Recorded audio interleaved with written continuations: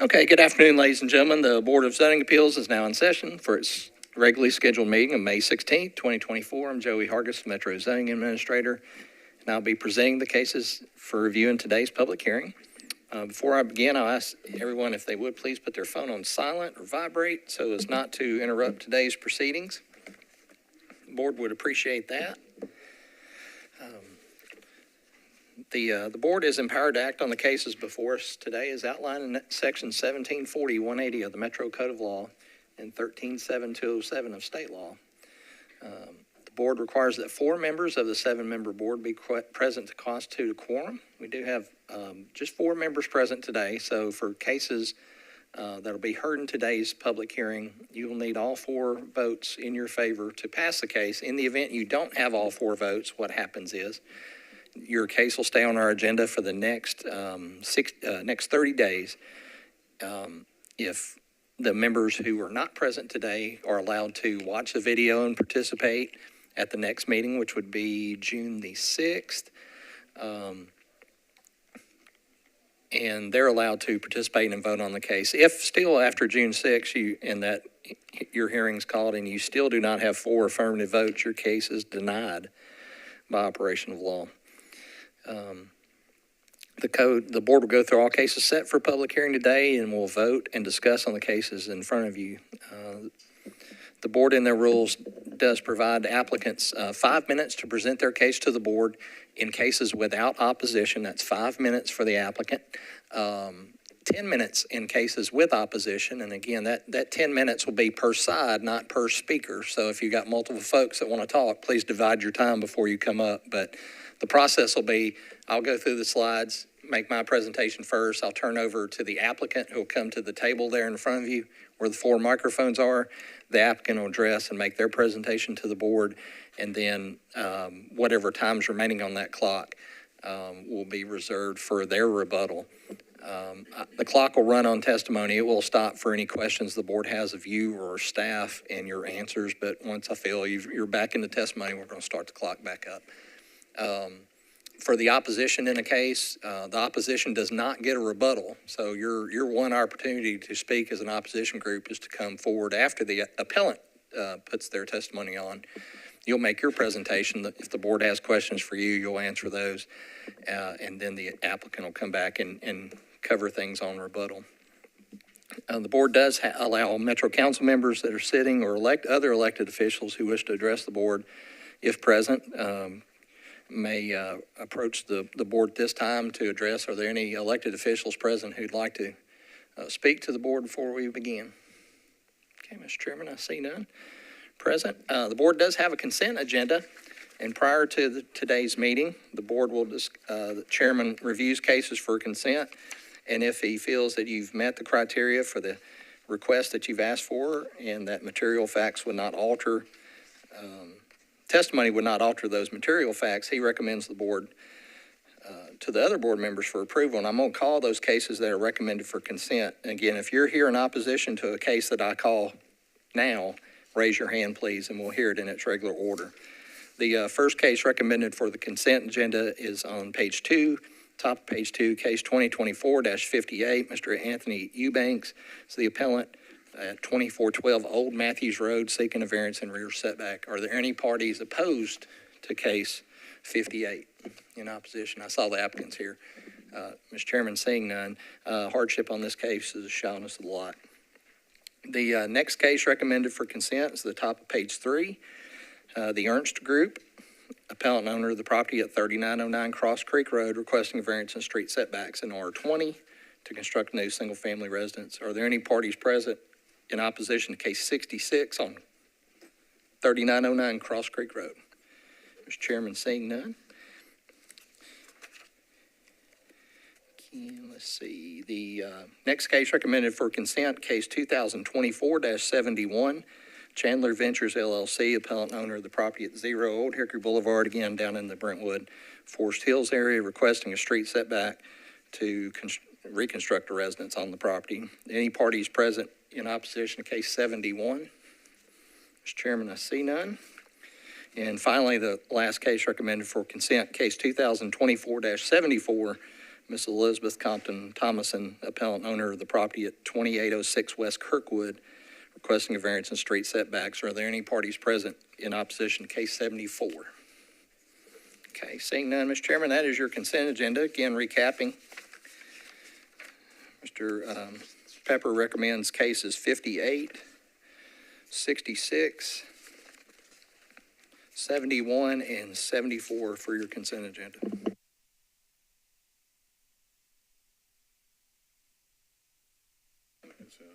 Motion to adopt consent agenda.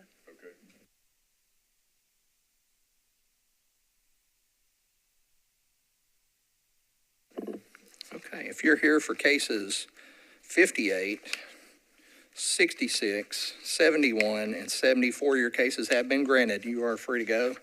I will, as usual, extend the offer to stay with us for the entire afternoon and watch the other cases, which no one ever takes me up on.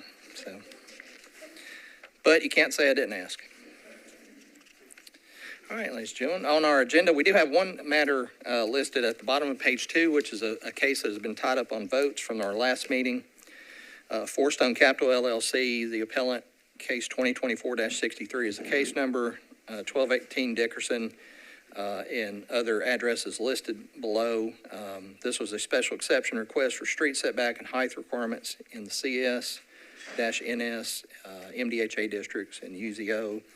The motion was made by Mr. Bradford, seconded by Ms. Carpeneck to approve. Mr. Cole voting in favor. Those voting in opposition were Ms. Davis, Mr. Ransom.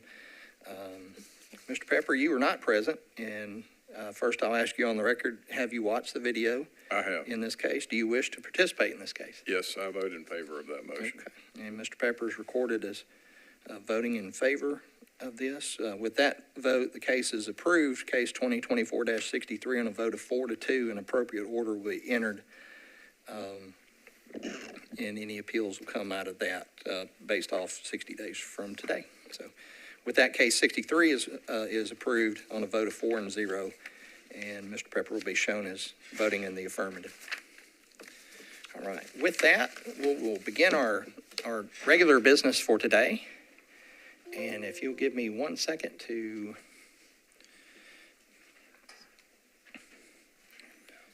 I'll call up the PowerPoint and we will get started. Our first case that we'll call today will be case 2024-50, Geffen Construction Services, LLC, 3025 Charlotte Avenue. Ground owner, LLC, is the owner of the property, again at 3025 Charlotte Avenue, requesting a variance in the street setback requirements in the ORI-A district. Appellant is seeking to construct a monument sign, seeking a street setback variance request and a side setback variance request. In this case, this was deferred from the meeting of April 4, 2024. I believe some testimony did occur. Let me think real quick. I know that we had to re-advertise the case listed for a side setback. That was for the August 4th meeting. Is the applicant present in this case, case 50? Okay, applicant's present. I know there's opposition present. Let me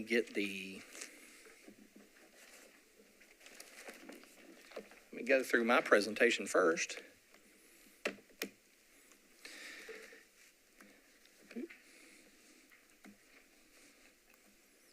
The subject property is located on the south margin of Charlotte, just east of Interstate 40. This is the western part of the loop. To my southwest will be Centennial Park. The 28th Avenue 31st connector is here, running north to south. The subject property is located in red. Currently on the site is some construction going on the adjoining property, and there's a drive aisle that leads out to Charlotte with a new, I believe there's a new lighted intersection here. Looking at a view of the subject property, the sign in question is not this sign. This sign is actually legally nonconforming and or compliant with the code, which you'll see in the later photographs. But our office issued a permit for a sign, and I'll show you the site plans involved with it, that is wishing to be constructed adjoining in this approximate area in the upper left, that one city sign you see is located here. This is a view of that sign. The proposed sign would be located just on the other side of that. And then views looking into the access drive, and then across the access drive with a large cross-connection box for backflow preventer, and then a view looking west on Charlotte, the new sidewalk that's been built there. Again, another view of that. And this is the site plan that was submitted and issued by the Codes Department at the time. It listed an L-shaped, chevron-shaped sign located in here. This square footage is incorrect. The 120 square foot original discussion was based upon the entirety of the sign. These horizontal stripes are just light bars. The only thing we tack on this sign in square footage is on this gray panel, which you see here, where it says Haven at Charlotte. So initially it was believed that the sign was too large. In second review, it is not. But what we did discover was that there was right-of-way dedicated pre-issuance of the permit located in this. I believe the zoning examiner, when they issued the permit, thought this was occurring as part of construction of this development, but it had already happened. So the zoning examiner applied the 15-foot setback to the prior right-of-way and should have applied it from the current right-of-way, which would make this sign in violation. And so once we discovered that, we placed a stop work order on the sign permit, reached out to the applicant and provided him the opportunity to appeal, which he is exercising that appeal to you guys today. That is the case record as we have it. If the applicant wants to come first to the table.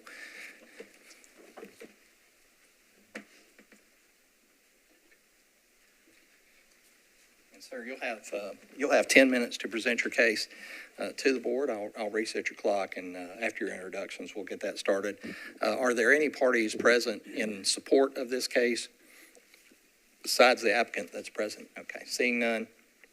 Again, you'll have 10 minutes to present, but if you would, for you and other applicants that'll come forward or opposition, if you'll state your name and address for the record, and then identify yourself, and then start your testimony.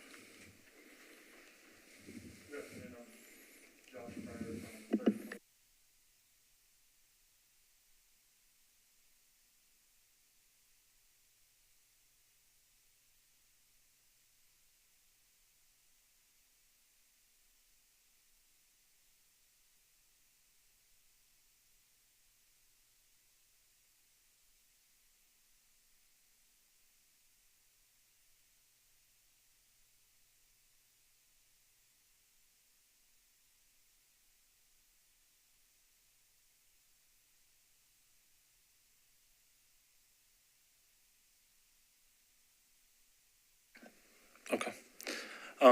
So the purpose of the sign is to direct prospective tenants as well as, post office, FedEx, those types of people to our facility. With having 369 units, there's obviously going to be quite a bit of traffic there. And as a part of our construction, we are installing a 5-way intersection there that will encompass Charlotte, City Avenue, our entrance, as well as across from City Avenue. We believe that the monument sign will allow us to adequately and safely be able to direct people into our facility. As it stands currently, there's no good determining factor based on where our property line is, which is actually back about 500, 600 feet from Charlotte Avenue. At the beginning of the project, we recognized this as a potential difficulty, and the designers engaged with the neighbors over at One City to see what the possibilities were to share on their existing sign there on the corner. That idea did not work because we're not part of One City, so understandably they rejected us. So as a result, we proceeded with our site design, moved forward with the process, located the sign on that site plan, and then as a condition of our approval, we had to dedicate 11 feet of right-of-way, as Joey stated, at the entrance to accommodate that new sidewalk that we installed. Dedicating that 11-foot right-of-way ultimately is what's putting us in violation of the street side setbacks and is causing me to be here before you today. So as you could see kind of in that location, there's not a ton of area in that triangle between our road and the property line. And that was really the area that was identified for us to have adequate signage for our building. The monument sign and access road are all located within an easement owned by Gilbert Smith. Mr. Smith does have plans to build a building on his property as well. So we've kind of went back and forth of moving the sign across the street near the safety cover for the backflow preventer, but realized that would be maybe potentially misleading to future people that might go to his facility that he plans on installing. And when you say moving it across the street, you mean moving it across that entranceway on the same side of Charlotte? Yeah, so in the bottom picture there, kind of right in that little triangle where the dirt is. Right. So what's the problem with that? Because the opposition says that that's a more suitable location and won't block their sign. What's the issue with y'all moving it there? This whole area is within an easement, so we have to have approval from that landowner in order to move it. He's rejected us from moving it to that location because of his plans to install a building there. He doesn't want to mislead the public that his building up there is what our sign is saying. He wants to have freedom in the future to put a sign there himself to advertise for his building. And you've asked, and he said he will not grant permission. Correct. I believe he's even sent emails to Mr. Hargis as well, stating that. Okay, thank you. So the initial sign permit and site plan were both approved in September of 22. And the site, we delayed fabrication on the sign just based on the progress of construction and not to damage the sign with construction, traffic, and equipment. And fabrication had begun in October of 23. Then in December, as stated, we received an email from zoning stating that our permit was being revoked after the sign had been constructed. So currently, ownership has about $25,000 sunk into building this sign. So right now, we want to see what possibilities there are to construct the sign as designed in the location that was proposed on that initial. Have you poured the footer for it? Is that where you are? Or is it? We started excavating, so it was like a day or two after we began excavating that we received the email from zoning stating that stop work order. Okay. And so one other question. So is where you propose to locate the sign also within the easement and the owner's allowing you to put it there? Is that the situation? Correct, yes.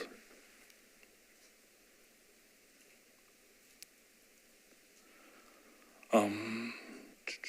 So those are the main points I have. So just kind of to summarize what our hardships have been in this process. The setback issue by adding right-of-way to the city as a condition of the permit approval is kind of what led to that street side setback infraction. And then since then, we've obviously sunk money and resources into building the sign as designed and approved by zoning, which was all at this point has been spent now to a total of about $25,000. We're in the last month or two of the project looking to get people living in the units here within the next month, and we still do not have a resolution on the sign. We've explored with zoning some options for temporary signage, and that's what we'll proceed with, but we don't believe that that's a viable option going into the future. And also we want to, obviously there's safety issues with having a 5-way intersection and its complexity. It's not something that people see every day. So to be able to have clear signage at the entrance to our project will allow for people to safely be able to enter and exit the property. So I guess in conclusion, we're requesting that the sign and the location be approved as originally approved by zoning. I thank you for your time. Thank you. You may have some questions here. Any questions? Okay, and you've got 4.5 minutes left for rebuttal if you'd like to give one, so. Okay. Yep, thank you. Okay. board will now hear from those parties in opposition to a case, and feel free. We've got 4 seats there. As a reminder, just beside your microphone stand to the right of it is a little button there. Hit that button and identify yourselves and make your presentation to the board. Good afternoon. I'm Alan Aschenbrenner, Senior Vice President of Development with Cambridge, but I'm here on behalf of the One City Owners Association, representing the One City development immediately adjacent to and abutting the 3025 Charlotte Avenue property. Our address is 8 City Boulevard. We'd like to voice our objection to the variance requested by the appellant relating to relief from the sign setback requirements. I'd also like to say I'm here on behalf of all of our tenants and other property owners within our 18-acre mixed-use development who support our objection to this appeal. We object because the appellants fail to meet the standard for a variance. The appellant has stated several things that we object to, that there's no other feasible place. Where is the other feasible place? Because what the applicant says that they don't own that property. Right. So they have 156 feet of frontage along Charlotte. They had the opportunity and the awareness that what they were proposing would not get approved as far back as over 2 years ago when they presented to us their plan. And I think you've got our document that we've provided for the last meeting and again for this meeting. We provided a review and a comment on their plan, and we were told that they were working on moving it across the entrance drive. At that time and in writing, we believed that that's what they were doing. We came to find out after they received their permit, even though it didn't comply with the setback, that they had an approved plan and location. We also have in writing from the appellant that they were specifically not told not to share their plan with us at that time, and that Gilbert Smith, the adjacent property owner, was heavily involved with a lot of communication with Metro to finalize the permit of this sign. He's the same landowner that is not allowing them to move the sign to the other part of the property. I'd object that there's nowhere to put it because he plans to develop. And I think you see in that picture that adjacent to the backflow preventer, there's plenty of area to contemplate a sign, or alternatively to come up with a sign design that would have fit within the setback requirements as clearly stated in the documents the city controls. So I'm looking at the site plan you submitted where you point out the alternate sign location with private access drive easement, which was a Smith G Studio.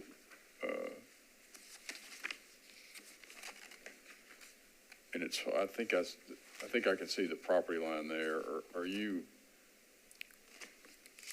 it seems like you're acknowledging that where you're proposing the alternate sign is part of the easement. I think what you're saying is that west of that, there is frontage that's owned outright by the applicant, and that's where you would propose to put the sign?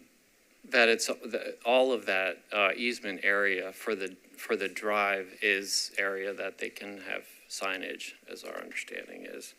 Well, but they're saying that they can't because it's just an ingress egress. So what I'm trying to understand is in this diagram you submitted, it looks like where you're proposing the alternative location, it looks like you're you're conceding that's within a private access drive easement where you propose it, but it looks to me like there is other frontage that is not subject to an easement that they own in fee, that it's not an easement. Are you saying that you think it could be moved west on Charlotte and it would be outside of the easement and that's a proper location for it? As I understand it, all of the frontage, 156 foot of the frontage is owned by the same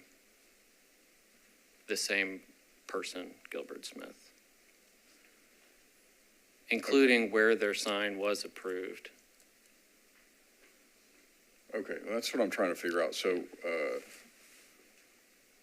okay, I may need to ask the applicant. I'm just trying to figure out, is there a place that they can put it that is not? I mean, Right. They're subject to the owner of this easement allowing it wherever he does or does not want it. So For sure. they're Yeah. constrained by that. And I thought, Understood. and so what you're saying is you do kind of acknowledge all that frontage is subject to an easement? Well, no, not all of the frontage is part of the easement, but the easement area that is the entry drive, as I understand it, the entry drive and the space on either side of the entry drive Right, where they that's could subject have to the easement, signage yeah. is subject. But are you saying that they could move it outside of the easement on their property line? I'm not, that would be something that they'd have to negotiate with Okay. the same landowner that they purchased their property from.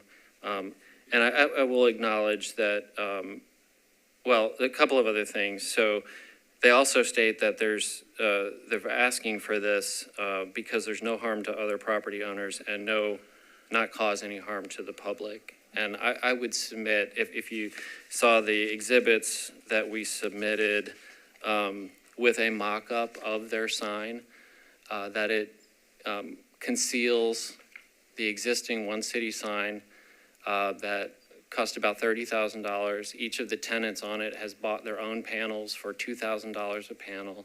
It's a Core 10 metal, beautiful, high-quality sign that was designed to sit back. You saw in the photos where it was real low to the ground. The taller portion was further back because we were concerned about sight triangles. We've known all along that this was going to be a 5-way lighted intersection with all the required changes.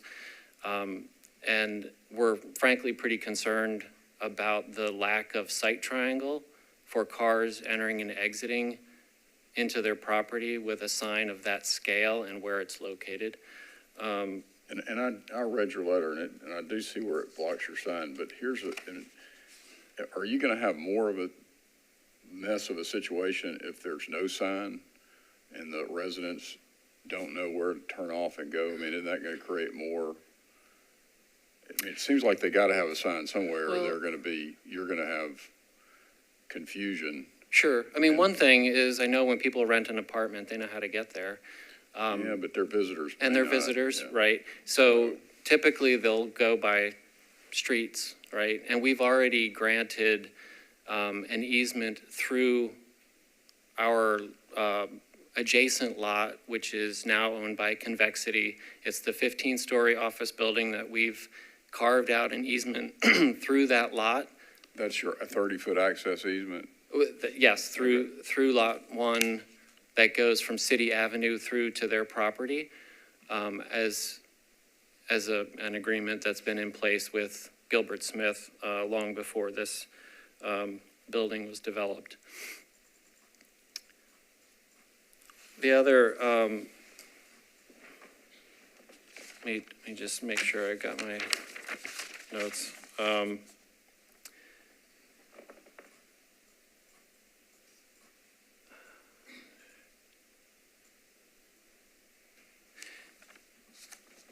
We've tried since the first time we heard about a sign to be a good neighbor and to communicate directly with Geffen and the parties.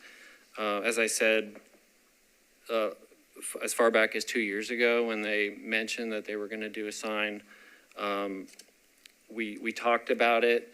The appellant is correct. They asked if they could put a panel on our sign, and unfortunately our sign was designed for key anchor tenants within One City, specifically tenants that are under the hotel building that are fully occupied now.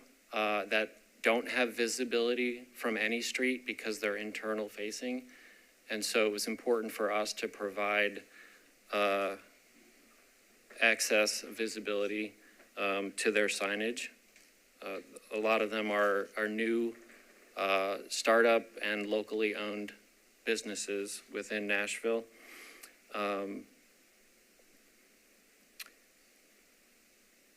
There just simply wasn't the ability to add signage area for them to be on our sign. I think there was an opportunity for them to design a sign that fit within the area that they had control of, and unfortunately did not. Unfortunately,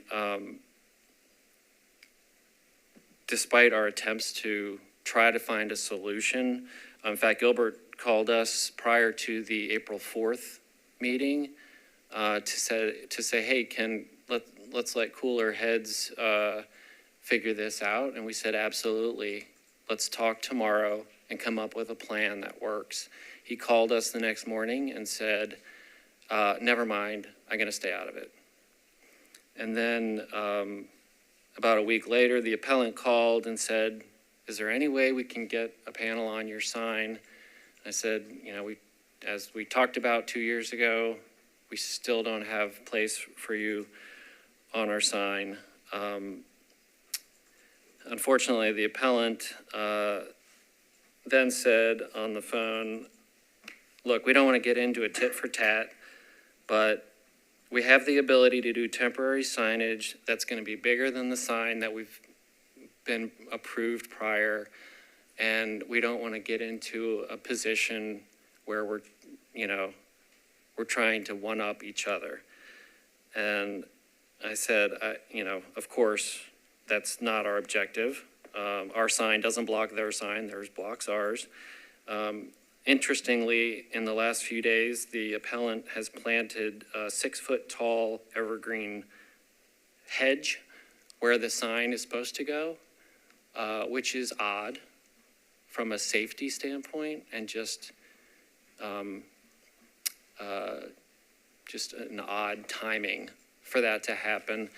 I did send a photo of it to the appellant. They said, oh, that signage, that's supposed to be landscaping behind our sign. It must be a mistake. So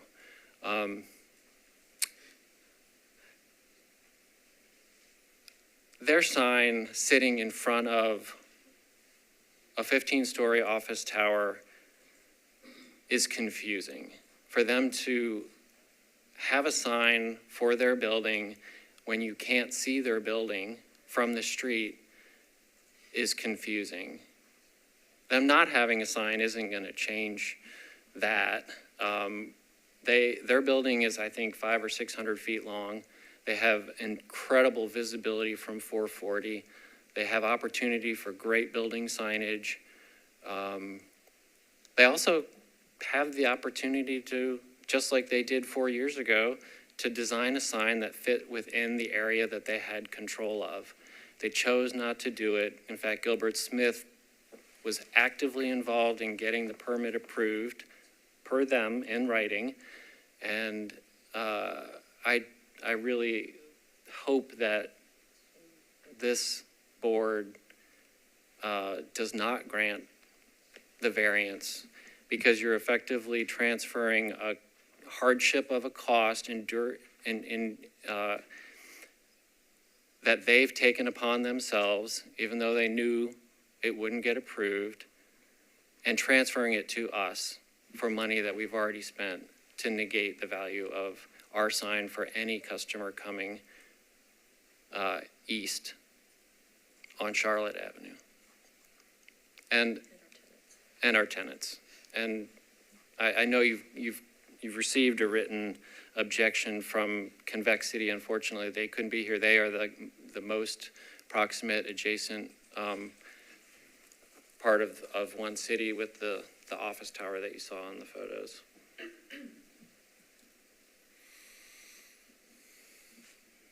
Questions? Will Convexity have a panel on this sign that we're seeing? They will not. They will have building signage because they've got retail tenants there on the corner, and they will very likely have a large anchor tenant, office anchor tenant sign as well. Is it accessed by City Avenue? The, The Convexity? yes, yes. Okay. Well, they will have an access drive, which is also the easement that we talked about that connects through to the appellant's property. They'll also have an access drive off of City Boulevard on the southern side of the building. Okay. Their building includes over 900 parking spaces, 360,000 square feet and 15-story building. It's an office, great project for the city. Will be one of the best, nicest office towers in all of Nashville, and there will be a lot of traffic. And so because we have the easement, it is possible for those office users to go out through the Geffen property easement. And so whether you're exiting through Geffen's easement or through City Avenue at a five road intersection that is new, right, that people aren't used to, it's concerning from a vehicular safety, from a pedestrian safety, from a bicycle lane safety. And I think, a sign of that magnitude, scale, and proximity to the sidewalk is a recipe for disaster. This isn't for you to respond to, but I will say I drive this area often, so I'm familiar with it. And so far, I haven't had any issues there, but I can kind of see, the construction right now is overwhelming the area. So I didn't notice that even this was an appeal, honestly, probably because the construction was blocking the appeal sign. I don't remember noticing it. So, yeah, I just wanted to say I am familiar with the area. Encourage, now that you can drive by and see the 6-foot shrubs, the sign is taller, and you can see the concern with the sight lines. I think we can see it in the diagrams and the photos as well. I don't think it takes driving by, but, yeah. Was there anything else? Yeah, if I could I'm Wendy Martin with Cambridge Holdings. I'm Senior Vice President of Property Operations. Can you give us your address for the record, please, ma'am? Oh, I'm sorry, 8 City Boulevard. My office address is in Dallas at 8383 Preston Center. Just to speak on behalf of our tenants, as you can see on the sign there, the one blank panel is for the most recent tenant that just moved in, that they'll be on that sign. It is, I'm here a couple times a month. My biggest concern, again, as a property person and managing that, nothing against development and all that, but, they come in and do it and then we have to manage it. It is, the drive-in and will people see it? And then they'll see the lights and the large sign. And I do think it's just to reiterate what Alan said, it's just going to be very confusing. And also, again, not fair to the tenants that have paid money to be on that sign and then have been at One City. We reached out to them and let them know this was going on, and they obviously said, please speak on our behalf. I encouraged everyone to come, but of course, they're in the middle of their day. So again, the safety issue is big for us to make sure. I know part of what we did, the city required there was the bike path as well, to make sure, because, we obviously encourage that as well. And yeah, just the thought of how big it is and what it's going to be blocking in that specific location is concerning. Thank you. Questions? Anyone? Okay, thank you very much. We'll hear from the applicant again, who has about 4 minutes and something left.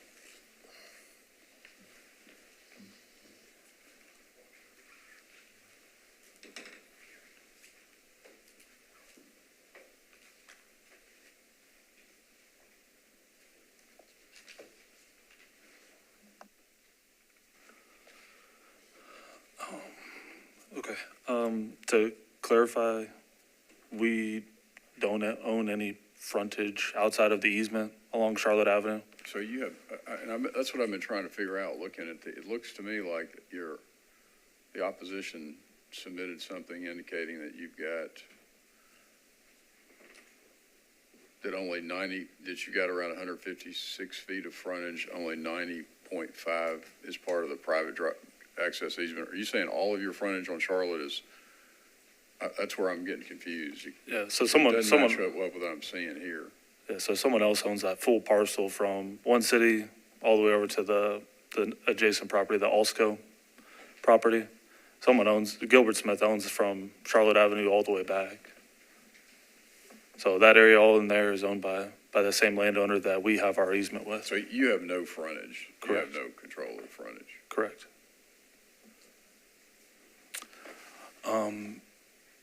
I guess just to speak again on moving the sign across the driveway as proposed. We have pursued that option with Gilbert Smith. He's not interested in having another sign there on his property. Went back and forth on emails, phone calls, walked it with him in person. He's completely rejected the whole idea based on his future plans for that property. He doesn't want a sign in front of his future building.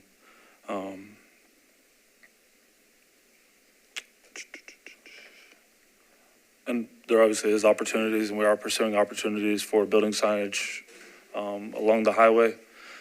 But just as far as street frontage and street traffic for someone trying to access the facility, it's going, the visibility, especially if Gilbert Smith builds another building there in the front, visibility will be extremely limited. And while we do maybe have access through the convexity building, I guess we haven't pursued the idea of signage to direct people through there, but I would imagine that would not be approved also. But we're open to having those discussions if that's a possibility with one city.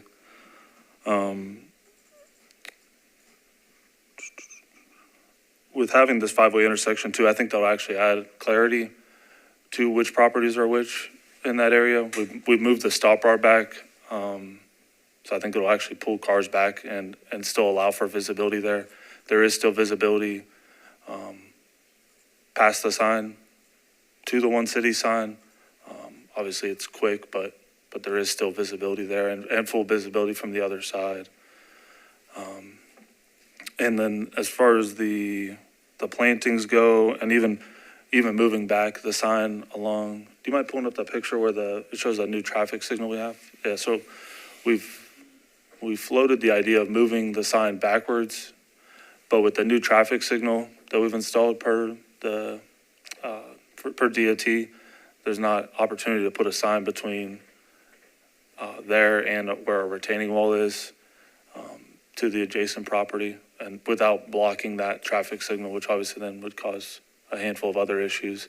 And then the shrubbery mentioned is just screening on the backside of the sign. That's not the pretty part of the sign. That's kind of where some of the electrical connections and the venting for the sign will be located. So that those shrubs, they were installed in the incorrect location and need to be moved, but those ultimately will be for just screening on the backside, and then there will also be additional landscaping around the base to beautify that whole area instead of just a grassy kind of overgrown area.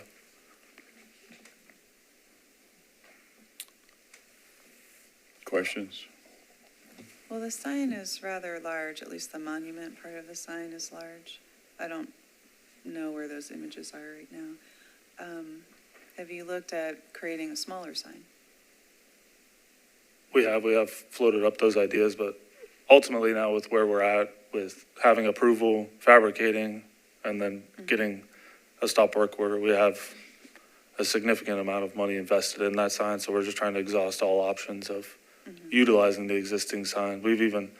I've even approached the sign company about modifying that existing structure, but with the way it's built, there's no opportunities to basically kind of salvage like a half a sign. So the sign is built and off-site right now? Correct, yes. And financial considerations are in our court. so that's, wouldn't be a factor in our decision. Okay, but you have looked at a way to decrease the height of the sign? Yes, we have.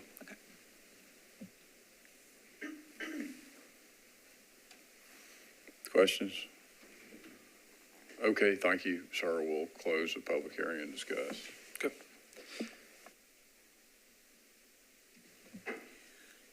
Well, this is tough because both properties need signage. I mean, I don't see how I guess the apartment is called the Haven, how that could not have a sign at the road. I don't see how someone would find it.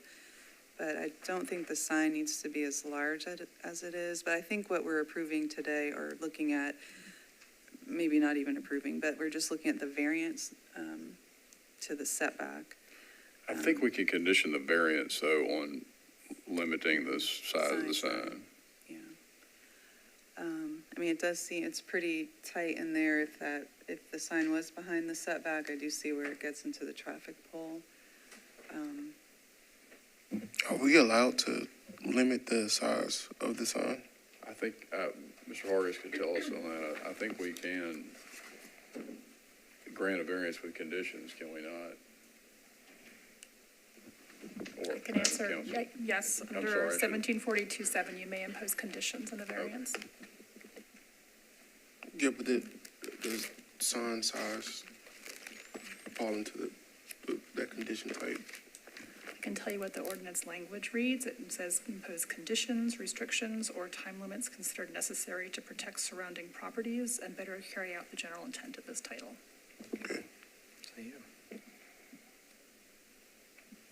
I wouldn't know how to limit the size, because I think it's the monument part and it's not the sign part that's really tall. Joey had earlier differentiated between the size of the sign and the size of the monument. Am I remembering that correctly? Yeah, the issue is the setback. It's the size of the sign is not an issue. It complies. The issue was the setback distance from the adjoining property and from the city's right of way. But if we were to limit, let's say, we could limit the height of the entire structure. I think we could, yeah. I don't know without, I mean, the other sign was pretty low to the ground too, so I think there still would be some things that were not visible. Well, I agree with you, and I think, it's a very condensed area, and that's a good thing, but I think there does need to be some signage. And I will say, I mean, if you're going west, actually, the sign that's there now would block it's kind of from what angle you view it. I mean, there's no doubt if you're going east, then the sign they're proposing blocks the current sign, but if you're coming from the other direction, that's not the case. And I think it's unfortunate that I do think the applicant, the opposition is correct that there's a better location for it, but if they're constrained by not owning the property and not being able to obtain an easement, I don't know. I don't think we can really fault them for that. I mean, that's not something in their control. And the other sign is, might be non-compliant too. I guess that was erected before the right-of-way was dedicated, but, so it'd be non-conforming, I guess, perhaps. But the shape of the new sign, maybe it doesn't need to be that shape, and maybe it can be more in line with what we see here for One City, and that would allow more visibility to the One City sign. But we're designing it now. We can't really design it, so I don't know how to. I mean, we could deny the request and see if they come up with something different. If we feel that I mean, it does seem to be large and in the way, and I'm not sure how cars on the access road, they may not be able to see beyond it, and I would worry about that. Just the sheer size of it now, I'd worry about those cars not being able to see. Yeah, I get, I understand the intent of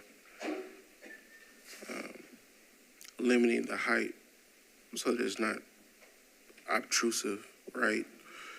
But then, I don't know, we make it too short and then it can't be seen Right, yeah. as people are going down the street. Because we are not sign designers, but, And I think everybody there's struggling with the situation of just having limited places to put a sign. There's a lot of building going on, and I think if we denied it, they can't reapply for a certain, I think it's 2 months? 6 months, so maybe we could continue it and see if they could come up with an alternative sign that's big enough to show the location, but I do think what they've got, that looks like it could be smaller. I agree with Joseph that I think at some point it's so small it doesn't do you any good. But that would be an alternative.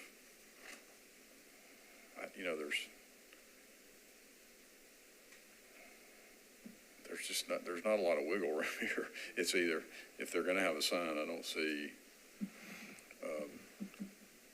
I think they need a sign, but maybe not that large of a sign. I mean, it's a gorgeous sign from what we can see, but well. it's not compliant right now in the proposed location. Right. So, I do agree that there's not a lot of wiggle room on location. It seems like if there's gonna be a sign, that's the location where it's gonna end up. so the only wiggle room to me is just the shape and size. Well, is there a motion to continue to let them come back with I think they don't have to reapply if they come back with a different plan in terms of the size of the sign. Correct, as long as we're not adding any variances to the request.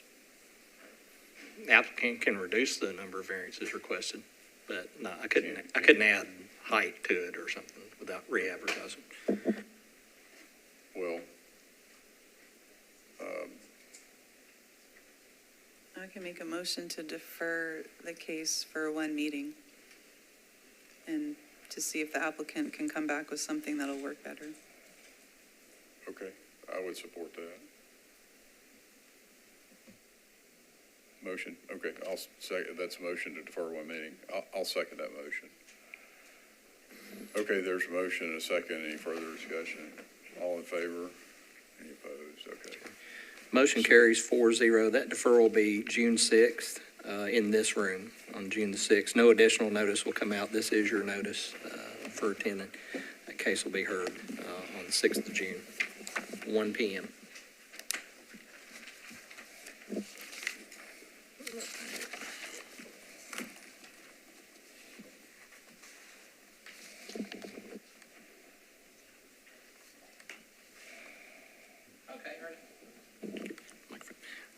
Our next case will be case 2024-59, Triumphant Church, the appellant, Church of Jesus Christ of the Apostolic Faith, the owner of the property at 1390 Old Hickory Boulevard, requesting a special exception in the R20 district. The applicant is seeking, it has on our agenda, members, I want to correct, seeking to construct an adult daycare facility. The facility itself is already there. The site plan submitted by the applicant was the site plan used when that construction was built.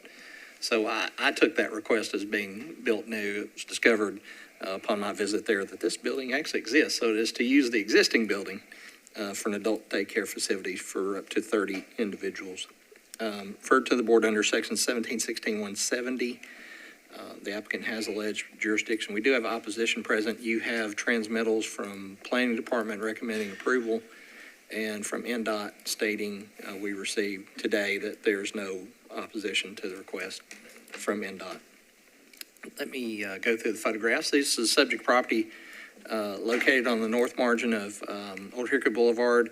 This is in kind of the Bellshire, Madison area, Whites Creek. Dickerson Pike will be off about 1.5 miles east. To the immediate west is Davidson Academy, and Interstate 24 will be about 1 mile west of the subject property. This was the site plan that was submitted by the applicant at the time. Let me get my pointer. And the request, and I'll let the applicant cover during there, I believe the request is to use this structure at the back of the property for the adult daycare for 30 individuals. And then a view looking at the subject property on my visit back at the end of April, views from east and west. I do not have a sight from the ground itself. The day of my visit, the gates were locked, so I did not get back there, but I will leave the aerial photograph up for your review. We do have opposition present, sir. You'll have 10 minutes to present your case. To your right will be the time cap, and it'll start after your introduction. And you may want to save some of that for rebuttal after the opposition speaks. So I'll turn it over to you, sir. Hit that little button right just the microphone. Just to the right of the microphone stand there. There's a little button there. If you'll just push that. There you go. Okay. I'm Fred Matthews. I'm the senior pastor at Triumphant Church. Can you give us your address for the record, please, sir? My home address or the church? Either one would be fine. Oh, 1390 Old Hickory Boulevard, Nashville, Tennessee. Okay, thank you. Okay, I'm Fred Matthews. I'm a senior pastor at Triumphant Church. We are wanting to do a program. Our church focuses on serving the poor, as well as ministering to the youth and the elderly. So this particular program is in partnership with Youth Changes, who is a pretty good organization that does programming for both seniors and youth. They have a great program with Walmart for job training and transition. So what we are wanting to do in the existing facility is provide a day program to do life skills services and activities for adults who are seniors and those with disabilities. We have quite a large portion of our church of individuals that we like to call diverse abilities versus disabilities. They serve as ushers and greeters and pack our food for when we are given away in the community and different things like that. So we want to serve those individuals in a greater way with this day program. Now, for those who have non-severe cognitive disabilities, the program are going to address things like living skills, which includes cooking, washing clothes, cleaning, task, hygiene, also job skills, including completing resumes and applications, learning how to do that, learning practical skills to use on the job, and learning how to conduct themselves on an interview. In addition, individuals will learn life skills like how to create a budget and manage money and how to navigate public transportation on their own. As I stated, we already have our 400-seat church there. We have a large population that are doing this. So this just kind of takes it to another level. For our seniors, we want to provide some type of respite services for those individuals to give their loved ones a break, say they're, in the care of their children and all of that. So from like 9 to 12, we would provide those services for those seniors, really to provide activities, arts and crafts, different things of that nature for those individuals. So that's what we want to do. Initially, when we applied for this, we were told we would need this special exemption for zoning. And I believe that is because we presented our architectural plans, which were of the existing building, and they were thinking we were building these buildings, but they've been there since 1974. So that was where the confusion was, that I think drew a lot of community opposition. Once we had the meeting, I definitely clarified that we were using the building that we already have, and that we would go down back to codes and make sure that they knew that this was not a new construct project or anything of that nature, that we were going to use what we have.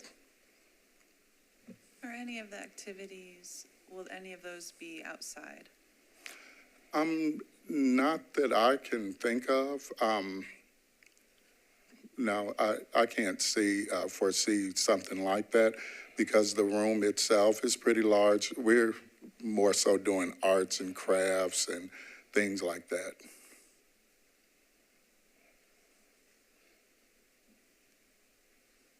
More questions? Okay. Okay, thank you, sir. You'll have 6 minutes and 35 seconds for rebuttal. Okay.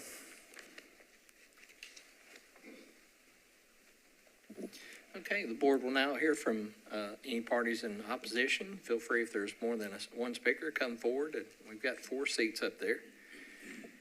And as you've seen in the other cases, if whoever's going to speak first, identify yourself and name and address and present your testimony to the board.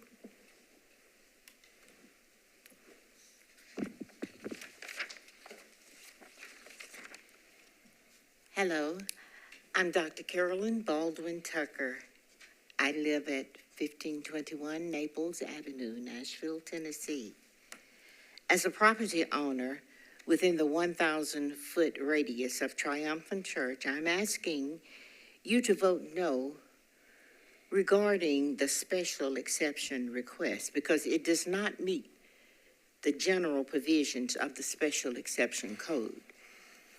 I first want to thank our council lady, Jennifer Gamble, who has been very supportive of our concerns with regard to this special exception request. While it's noble to have care and daycare for persons who are adults and with special needs especially, there are concerns with regard to granting the exception because it would have a negative impact upon the properties abutting the applicant's property. This is an R20 zoning. The integrity of the properties adjacent to the applicant's property would not be protected. There is no buffer yard nor fence between the applicant's property and the abutting properties. And there are discrepancies on the application regarding the entity that is the actual owner applicant, the number of individuals to be served, and whether or not there will be new construction, but that has been clarified at this point now. But on the application phase, it was confusing. The community meeting that was held, there were more questions raised as a result as opposed to answers given. And they provided varied information here today that was provided at the meeting. And so I therefore am requesting disapproval of the special exception request because it will have adverse impact upon the neighboring abutting properties. Thank you.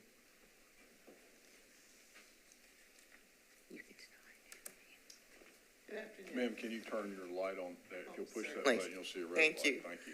Good afternoon. I'm Elaine McReynolds at 1517 Naples Avenue in Granville Estates, which is the subdivision adjacent to the subject property called Triumphant Church. I appreciate the opportunity to add my comments to those of my neighbors here and those that have sent their comments to you already in writing. I also appreciate the letter that our council lady, Jennifer Gamble, sent you in support of our position. While this request is for an admirable mission, my neighbors and I are asking you to vote no on this exception and application. Our reasons are, number one, safety and security. Lots adjacent to the property are not protected from their attendees just walking into and onto neighbors' yards. The church declared in our community meeting that there are no plans to erect a fence or any other protections.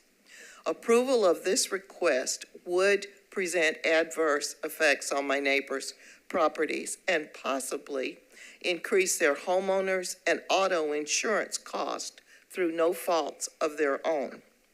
Secondly, there are a number of application discrepancies which are disconcerting to us.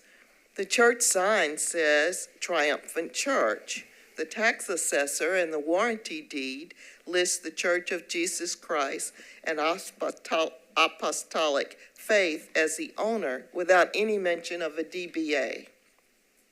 We learned that Youth Changes Incorporated is not owner, but a leaser.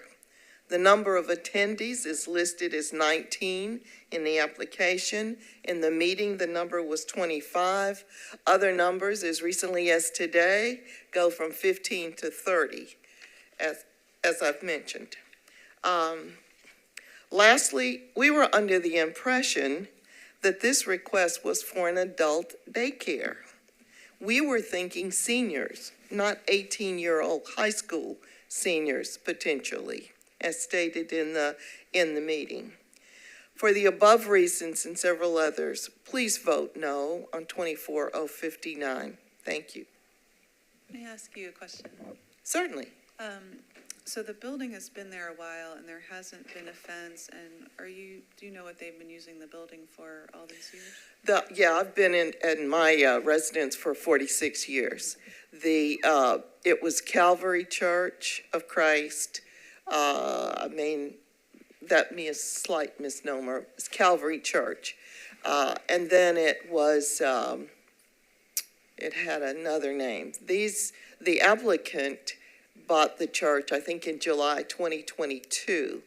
And in all these years, it's just been a church. People come, they go to meetings and that kind of thing. And yes, you're correct. We haven't had a fence. We don't have any fences. One of the ordinances when the neighborhood was built almost 50 years ago was that we wouldn't have fences. So the neighborhood kind of looks like a park with houses in it, which is really special when everybody else is being crammed together. But it is a concern when you're bringing in other people who aren't going to be really attached to the church, and then we don't know what ages. As long as they were talking about senior citizens, we couldn't imagine somebody walking over into lot number 16 or 17 up here, because that's slightly uphill. But when you start talking about younger people, there are concerns. And some of the houses in what's listed here is 32, 31, 30, and the one next to that, that it's highly conceivable that they would be. In fact, Ms. Hoggett here owns one of those properties. And did you ask for a fence to be erected? You just mentioned there were no plans for a We fence. asked in the meeting what kind of protections would be offered, because insurance is kind of my middle name. I was the insurance commissioner for the state of Tennessee for 8 years. So I automatically think about liability. So so you've got somebody wandering over into these yards, they fall, then suddenly our neighbors have an insurance complaint, which probably will increase their cost through no fault of their own, simply because there wasn't a fence and there were no protections provided by the church. I can't blame the church for not wanting to take on the liability, but at the same time, it's not fair to us to have to take on the liability.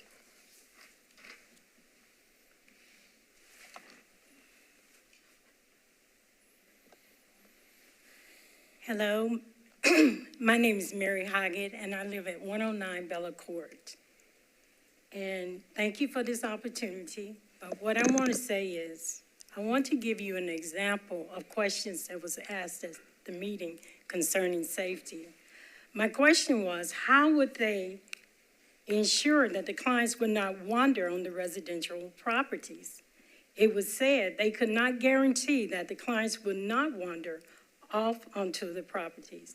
I asked about a fence. It was stated they had not thought about a fence, and he would have to talk with someone, I don't remember the name, but someone about it. My husband asked about security, and it was said that they have not gotten that far, and they are still in the planning phase. So are they asking for a special exception for adult daycare center while still in the planning phase? I didn't realize that it worked like that. Or should they have something in place to assure the community that safety precautions are being taken to secure clients while in their care? And there's also an issue about the building. I mean, they're planning to have 18-year-olds and older in one building. It's just one building. And then you have to consider wheelchairs, walkers, will they have tables? And while you're teaching a set of, some special needs people how to do all these things, what about the other people? And let's face it, not everybody's in the same category, but there are issues, a lot of people that have disabilities, the noise is very irritating. I've worked in nursing almost all my life, and I've seen this. And I don't know, I'm just thinking about the clients. I mean, it's really one room, and I'm really surprised. Well, I don't know how this process works, but I just believe that it is an issue that needs to be thought out.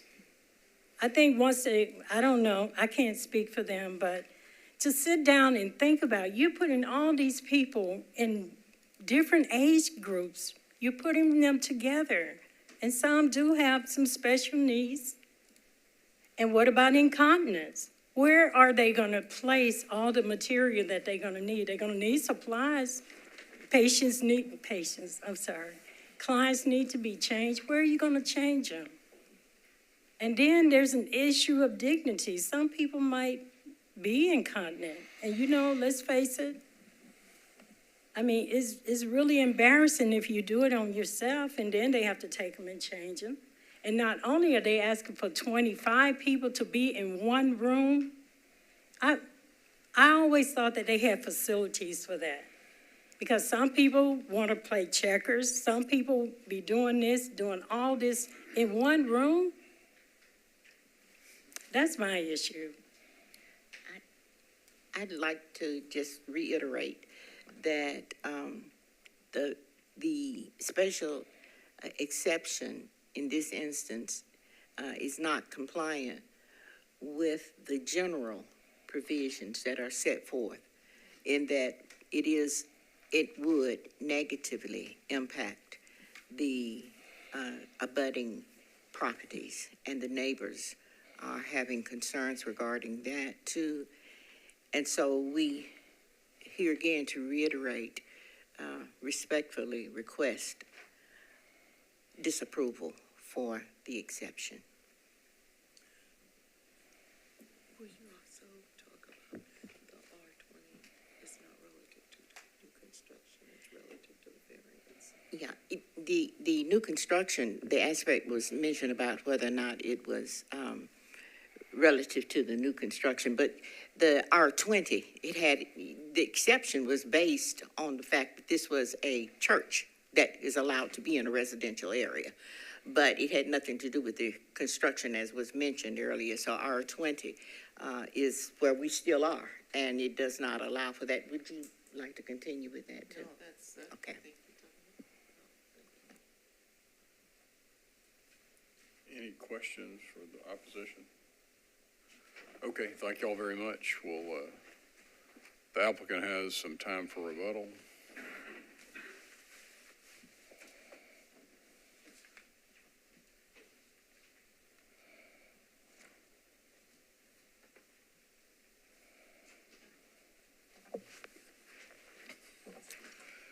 Okay, as they stated, we did have a fiery community meeting, and I must admit I was very surprised at opposition because of what was going on. But I do feel like overall that it's an overreach by the community. For one, they mentioned fencing and locks and things like that. These people are not criminals. And I don't want to provide an institutionalized feel for regular citizens. So to somehow cage them in or provide a lock, it caught me off guard when they said that. So I did want to make sure I did my research. And I saw other day programs. We went around the city. I made calls. Nobody has a fence around a day program. even the nursing homes, the lock that they have on the doors for the for the public not to get in, not for the residents to be able to get out. I did state, I can't say if somebody can roam out. We have 400 people at our church every single Sunday. It's never been an issue in the 2 years that we have been there of anybody randomly going through anybody's yard or anything like that. So if 400 people can be there on a Sunday, why can't 20 people, many of the same people that are there on Sundays, all of a sudden we're worrying about if they're going to roam 200-300 feet away in somebody's yard. Especially what makes me think it's strange is Davidson Academy is next door. Hunter's Lane is to the north. That's just like saying, well, if a student roam out of Davidson Academy into your yard, you can't, the things they were asking to me was not realistic. You can't predict everything with life or anybody can roam through a yard. So I just didn't get that. In pertaining to the church property, I can speak very well what the church did with that building because we fellowshiped with this church for 20 years before we bought it from them.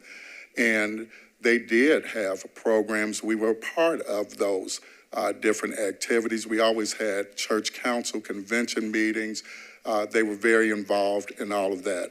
So it's the same thing.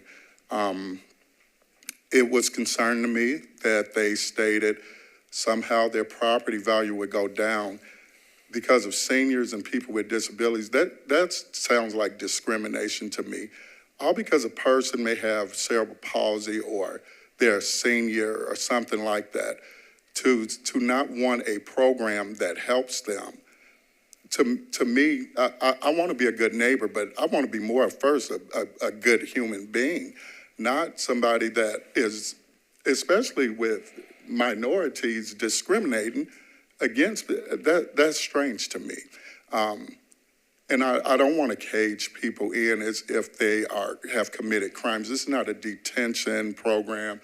These are not people who are criminals or anything like that. So I don't think that's good. The name of our church is Triumphant Church. That is our doing business as. Our legal name is the Church of Jesus Christ of the Apostolic Faith. So I was told, this is what I mean by overreach from the community. Well, the police was called because I noticed a blinking light and they couldn't pull up Triumphant Church. They had the old church name. I said, well, maybe they haven't updated it. I mean, usually you just kind of give an address and they go to it if there's a concern. It just was irrelevant of why are you pulling up the property owner name and all of that. And as the lady has stated, she said in the meeting that it was an issue because the church was never on the market. We bought it from the church we fellowshipped with, and a community meeting wasn't had to discuss that. I could see that being the case if we were changing the use of the building to something other than a church. But people have a right to sell their property and not list it publicly. So to have a community meeting about that was strange to me. I don't think it's any of her business. If the room is big enough, I think that's between the fire marshal, the codes, to make sure all the ADA stuff is there, not how it's done. I've been doing this 24 years. We would have competent people and staffing. We just want to do a good work. But to say we're driving down property and all of that is just, to me, it's not fair, and I feel like it's an overreach. Once you found out you weren't erecting a facility that affects your property, I really thought that would be kind of the end of that. To find out that really was not the case, that we just don't want these people in our neighborhood, it's not fair. It's not fair to the people who take care of seniors who maybe want a break to go get their hair done, and you got somebody willing to look after that parent or look after these people. you know, I don't understand the argument with it. It's kind of over my head, because you don't even have to go in front of their yard. You would have to leave our church parking lot, go down Old Hickory Boulevard, turn into their subdivision. They won't even see them unless they're looking out their back window or something like that. But it's no right-of-way issues. It's nothing. So I don't know really what else to say other than it just seems strange to me, because it doesn't affect them or their property or anything. That's all I got. Questions? I think you have a question here. I did have a question. So in the application, it said for 19 individuals, but then I think we've heard a bunch of different numbers. Just for the record, like, how many individuals do you all plan on having in this program? Initially, it was 19 when we went and found out about the confusion with the new construction and what we were actually doing and detailing the program. They said, oh, for the size building that you have, you all would be a tier 2 and you can do up to 30. Okay, thank you. And then how many days a week did you say you want to? It Monday through Friday for that day program between 9 and 12 noon, 1 o'clock at the latest. Okay, that was it. Thank you. Okay. I have a zoning code question.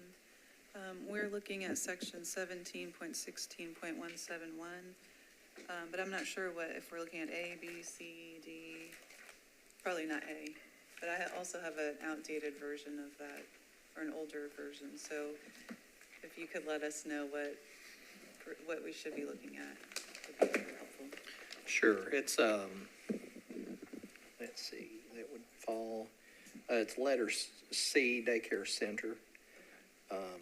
And then for us, and it's a little bit of a misnomer in the code, our code is written specifically, uses the word individuals for daycare, not children. So it can include adults, those over 18, but this would be letter C under 1716-170. And it's This would fall, 30 would fall as class 2. class 2? Yes. And so it says lot size, minimum lot size 1 acre. Yes. Street standard at minimum driveway shall have access on a collector street? Yes. Okay, I just want to make sure I have the right information. Uh-huh. And then there's landscape buffer yard? Can be required along common property lines in the standard B. Okay, and I don't know if we know that there's a landscape buffer yard B in place. Is that something Codes Department has looked at, or should we ask that question? I don't believe Durham Forestry, we've seen a landscape plan to that effect. Okay, so that would be reasonable if we asked for that to be provided with. Yeah, and now keep in mind, what it talks about is along common property boundaries, yeah, along that. I think that differs between the class 1, the home daycares have fencing along just playground areas. You don't typically have that. Yeah, I see it says along common property lines when it abuts a residential zone district. Yes. I don't think we've seen photos or we know if there is a landscape buffer yard standard B in place. Now, there are significant trees along the western property boundary. Yeah. I don't know, and then some, as you can see here along this eastern boundary. But a landscape plan would need to be submitted. Fills in any gaps that this would not meet a B standard. A B standard is not a very thick No, it's not. buffer yard area, but Okay. so any existing foliage or trees along those property lines are going to count toward it. Okay.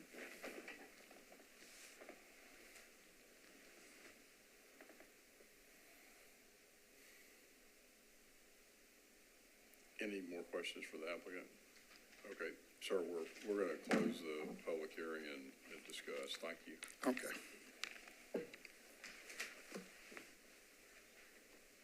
Thoughts?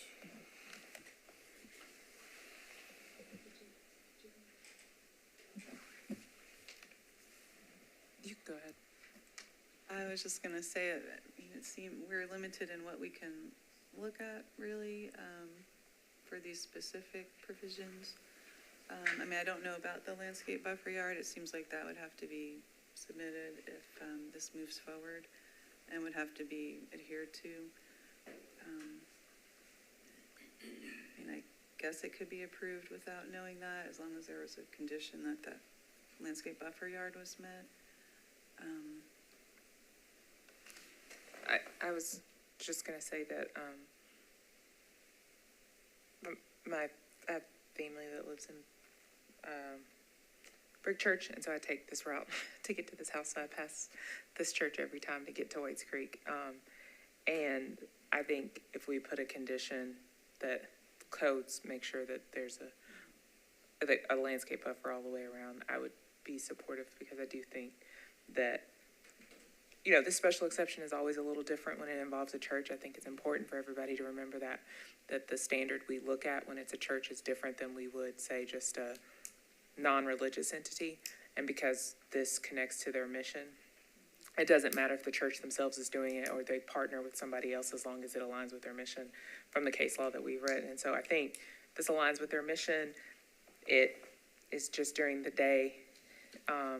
And as long as the landscape buffer is continuous around the property, the abutting properties, then it meets the standard, and I would support it. Is a motion in order for everybody? I feel like Mr. Cole had something to say. Okay.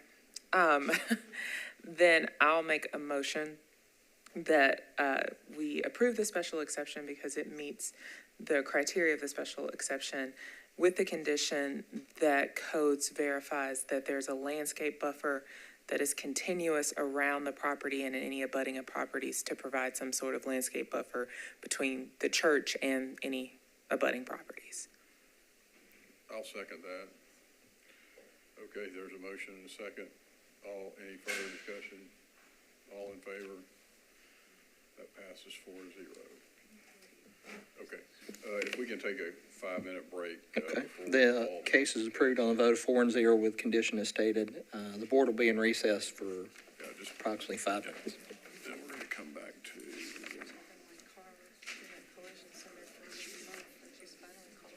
Okay.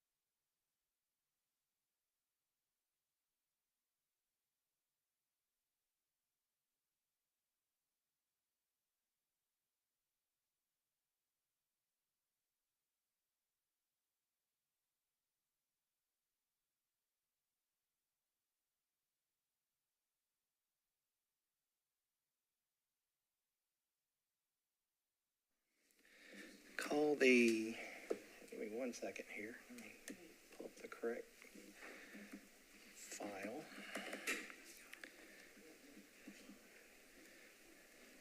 Oops.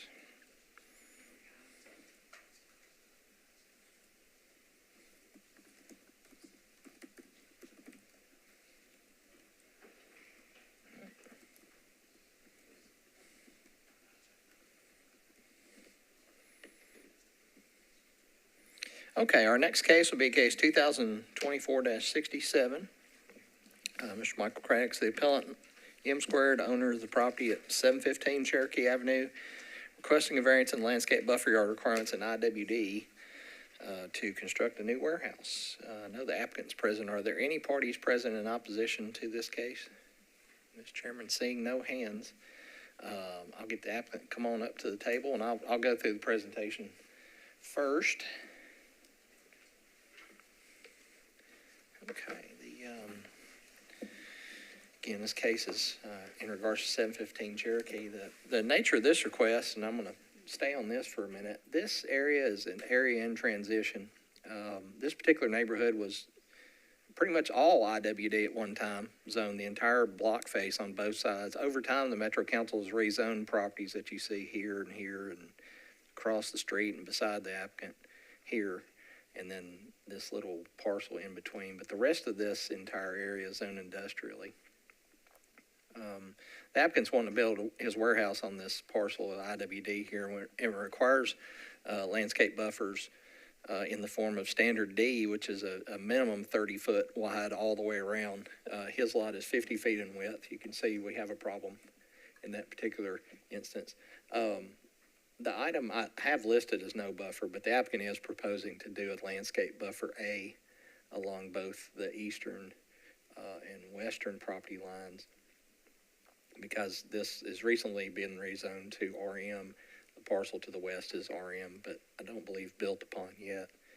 This is looking at the subject property, that RM parcel on the east side. And his proposal would be to put an A buffer there and an A buffer along the western property boundary.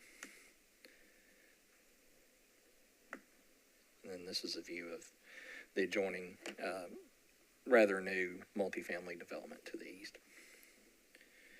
But his request, given the size of the lot and the width of the required buffer, I'm allowed under the code to reduce the landscape buffers in half, but even half of that, it's still taking 30 feet of his 50-foot wide. So I can't approve just an A buffer, but I had to send him to the board. We did get an email from Stefan today that he's happy to work with the applicant on a buffer. Doesn't really take opposition to these. He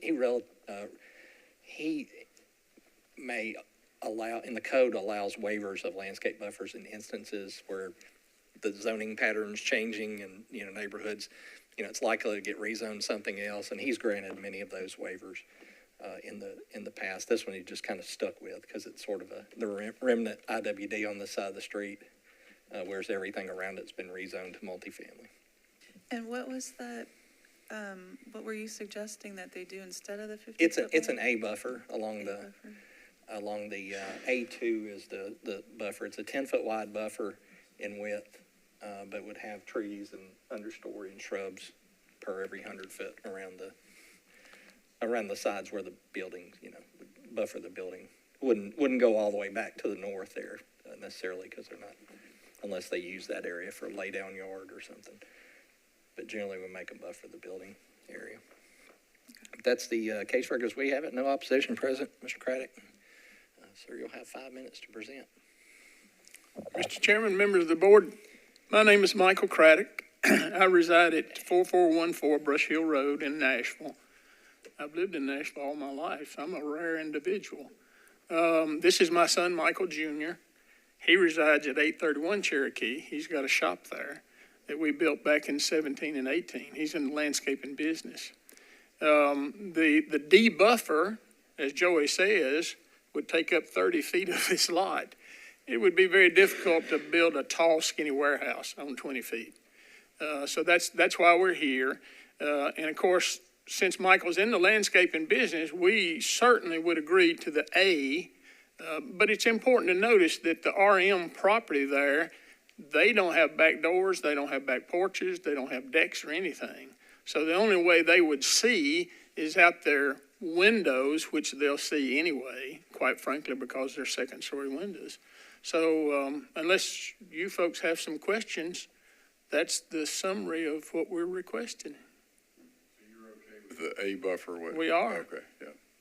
We want to be good neighbors. It's just that 30 feet of buffer would give us 20 feet to build in.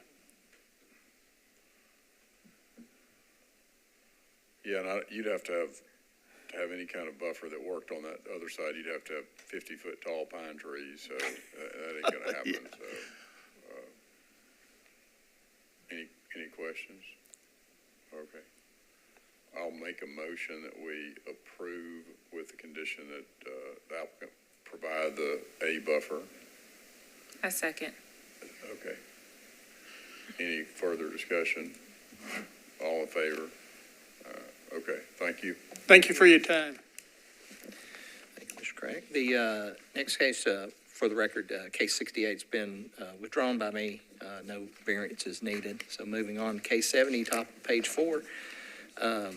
Mr. Michael Boyers, the appellant and owner of the property at 634 Gibson Drive, requesting a variance in the allowable size of an accessory structure in RS20. Applicant seeking to construct a detached accessory garage at 1,200 square feet. Referred to the board under section 1712.050. The applicant has alleged jurisdiction under 1740.180. Item B, is the applicant present? All right. Mr. Boyer, come on up. Are there any parties present in opposition to his request?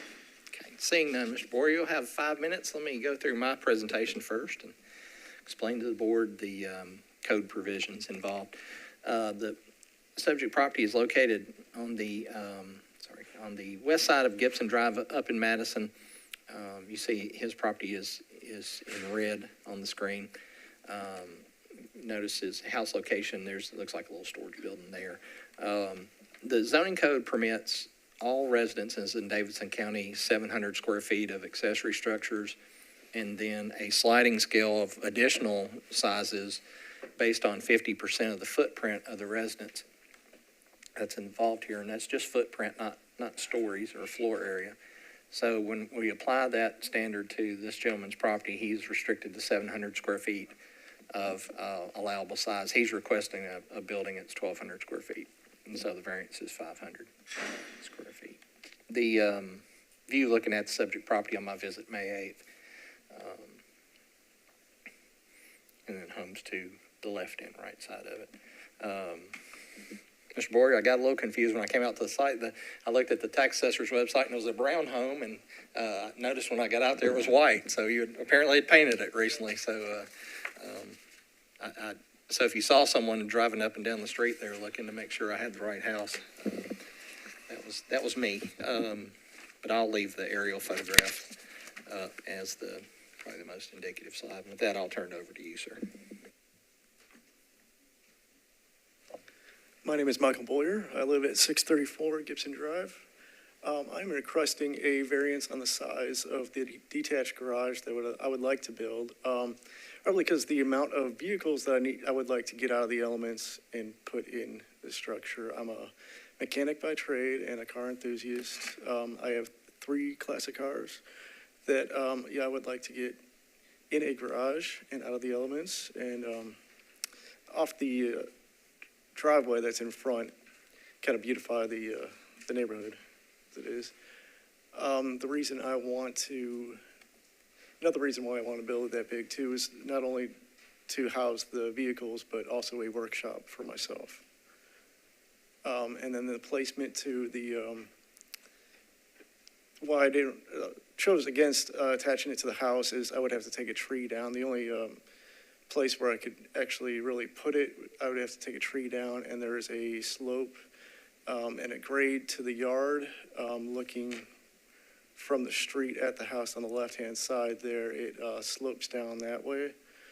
I was worried about drainage, runoff, and all that, having to build up the garage so far up that it would be difficult to do. That's my hardship on that. Thank you.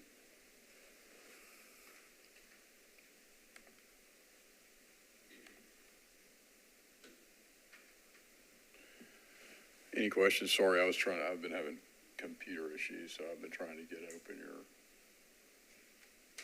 file.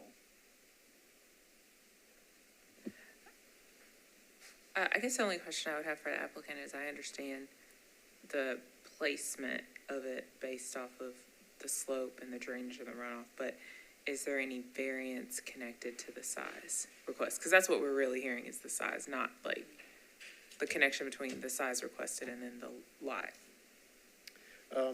Yeah, the size requested was to house all the vehicles. At least 4 fit in there with adequate area for my workshop to be. 700 square feet is just, it's not enough. It's not gonna meet my needs. You want a 24 by 50, correct? That's right.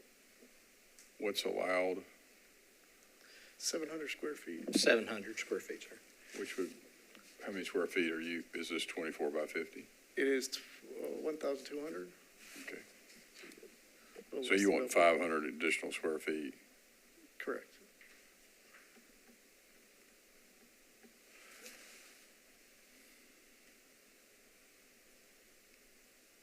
And I'm sorry, I may have missed something because I was trying to get the documents up here. What is your hardship? The amount of vehicles, the hardship is on the placement, but, not being able to attach it to the house where it would be on the left-hand side because of the drainage and the tree and stuff. I mean, if I did attach it to the house, it'd be great.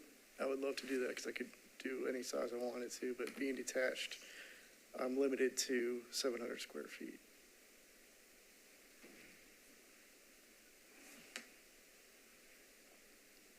Joey, can you put back up the picture of yeah, thank you.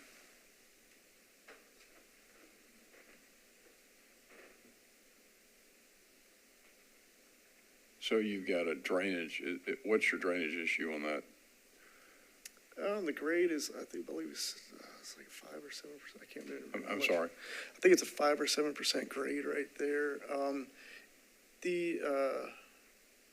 It would just be a lot easier for me to build on the flattest part of the yard, instead of building up on that side, to attach to the house and take the tree down. So it's more the grade than the drainage? Correct, yeah. Mr. Chairman, I'm going to try to get you a topo map. So I'm going to get a topographic map up for you. Sorry, I didn't.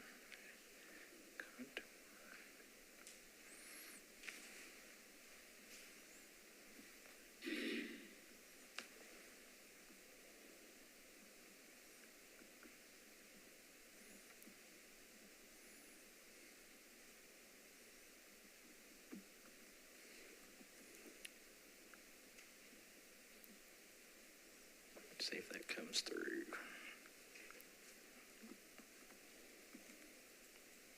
There you go. Sorry, I'm not exactly lined up with property boundaries, but each line on this map indicates a 2-foot contour change. Highest end being here on the east side. Lowest down in this corner.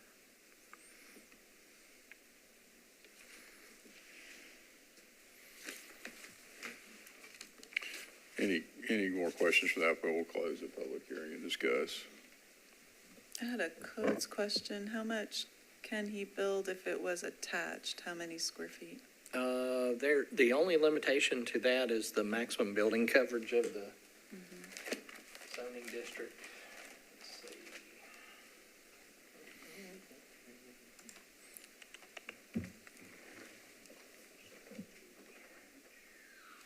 The maximum building coverage on the lot's 35% lot area. So if attached, you could cover 35% of his property with structure. So he could have at least 1,200. Absolutely. Yeah, that. Well, there's no opposition from the neighbors, but I just don't, and and I'll ask the architect, but I mean, I think people build on 5% grades, pretty frequently, so I just, we have to have a hardship to, and in my view, I mean, we have to have something to base the variance on, and I'm not seeing it, but if somebody else sees it. He's trying to avoid a tree. That's the only thing I got for you here. The tree is kind of centered on the house. Right. In the backyard, so he's missing that tree. But otherwise, I don't see anything here. Can you put the picture back up, Joey, that shows where the tree is located? Yeah, sure can. And Mr. Pepper, just so you know, like, I didn't see a hardship either, and we've had a ton of requests for garages based off of people wanting to store things, and we always decline them because that's not connected to the land. This is a size request. Now, I do understand if he connected it to his house, that he could do anything, but that's not their request. Their request is for a detached one, and there's no hardship connected to the land for the size. That's our variance request. It's not, the size is the request. It's 500 square feet over what's allowed, and that's not related to the land. Yeah, no, I agree. We have had a lot of these kind of requests where people ask to build something bigger, and if they haven't had a hardship, we've always said, there's just no hardship. So I'll make a motion that we deny the application. I'll second. So there's a motion and a second. Any further discussion? All in favor? Any opposed? Okay. All right, next case. Next case and final case of today's agenda is case 2024-73, Dr. Carl Bucci, appellant Jonathan Horbaugh, owner of the property, is located at 6612 Fleetwood Drive, requesting a variance in street setbacks in RS40. The applicant has seeking to construct new single-family residence, referred to the board under 174370. Appellant has alleged jurisdiction under 1740-180B. Give me 1 second. Get the case up here. There we go.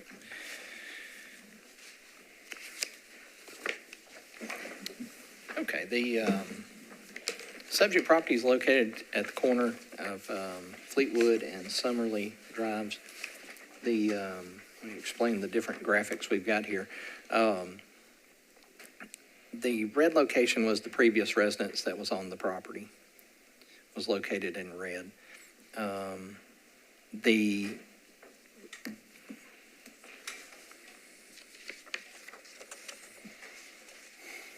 The new proposed location is in the light blue, which you see located there, located at 50.98. Now, for the purposes of street setback in this, the front orientation for us is Summerly Avenue is how we determine front, since the prior residence faced mostly Summerly, a little bit toward Fleetwood. On these corner lots, become a little bit difficult for us in the zoning world to what to call the contextual street setback. Whereas as you go up the street this way, all the houses face one way and all the houses face one way. In these older neighborhoods, houses on the corner faced toward the corner. So one suggestion that I think the applicant suggested to me going forward is doing zoning administration on corner lots is look at the other three corners, and if they all match the corner, then use those as a context. There's some validity to that argument that we're looking into, maybe adopting something similar for that. I'll pull up the zoning map to show you. In this case, however, we're going to continue to apply the setbacks as we would have originally toward Summerly. This new home, given its front door orientations just a little bit shy of the corner, their contextual setback is going to be these parcels to the west. On this corner, however, the zoning code would allow them, because this lot was created prior to 98, to reduce the street setbacks in half from from, in RS 40 down to as close as 20 feet. The applicant's proposing 53 feet there. They are actually by code allowed to come a lot closer. I'll pull up the plat during the applicant's discussion. There, I believe there is a platted setback along the street which would govern here. The rear setback is here, side setback of 15, located in this location. View of the corner lot, my visit on the 6th of May. Again, the house had been raised upon my visit there. But in the meantime, I'll bring up the current area photos and the plat, so we'll have those two pieces of information. Do have opposition present for this case, so each side will have 10 minutes to present. Mr. Michael, I'll turn it over to you. And would please state your name and your hardships or merits. Thank you, Mr. Hargis, and we would like to reserve 3 minutes at least for our rebuttal, and we'll try to hit stop in time for that. Hi, my name is John Michael from the Thompson Burton Law Firm here in Nashville, 1801 West End Avenue. I think staff was looking to see my law partner, Alex Dickerson, present this case today, but he's home taking care of a sick family member. We wish him the best, but I'm here to present the case on behalf of our client, on behalf of the firm.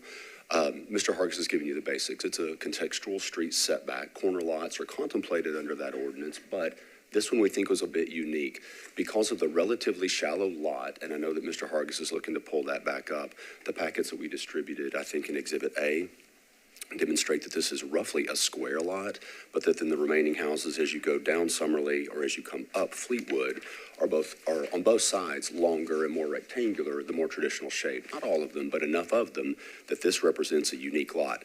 Because of that comparatively shallow depth, the comparison to create the contextual street setback number is necessarily thrown a bit compared to the other lots that drive the, I think it was 99 feet that was the required setback. The diagram that Mr. Hargis showed you where we had 3 different colors of 3 different footprints, I think tells the story most capably. The red was indicative of where the existing house was. And in the diagram that I've put together with our packet today in Exhibit A, it's so hard to see in a very light gray. We tried to get the contrast as much as we could, but it's hard to see. You get a sense of where that existing footprint was, and therefore where the pad is that we could potentially utilize in considerable part to help with easier construction of the new residence. The contextual street setback, as shown in that same 3-part diagram or 3-figure diagram, pushes this project way to the back corner of the property. Originally, the folks who wanted to build this house came forward and got their building permit at the by right location, but instantly realized as they started working through that it was just not the right house. It's not a good house. And that particular context, in an odd way, interrupts the context of the neighborhood.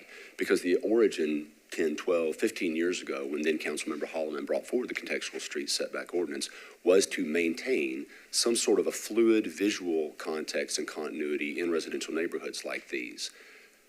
We're looking to go back on approximately the same footprint of the existing house or the location of it. This is a bigger house, of course, different architectural shape, but nevertheless in approximately the same spot with approximately the same setbacks of the prior house.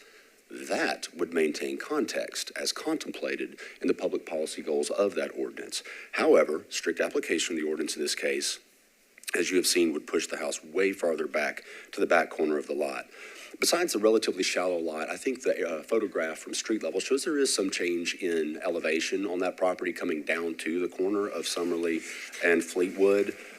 That's all the more reason to utilize the existing pad, so we're not having to dig out as much in the back for house purposes, drainage purposes, and running sewer lines that far into the property as well.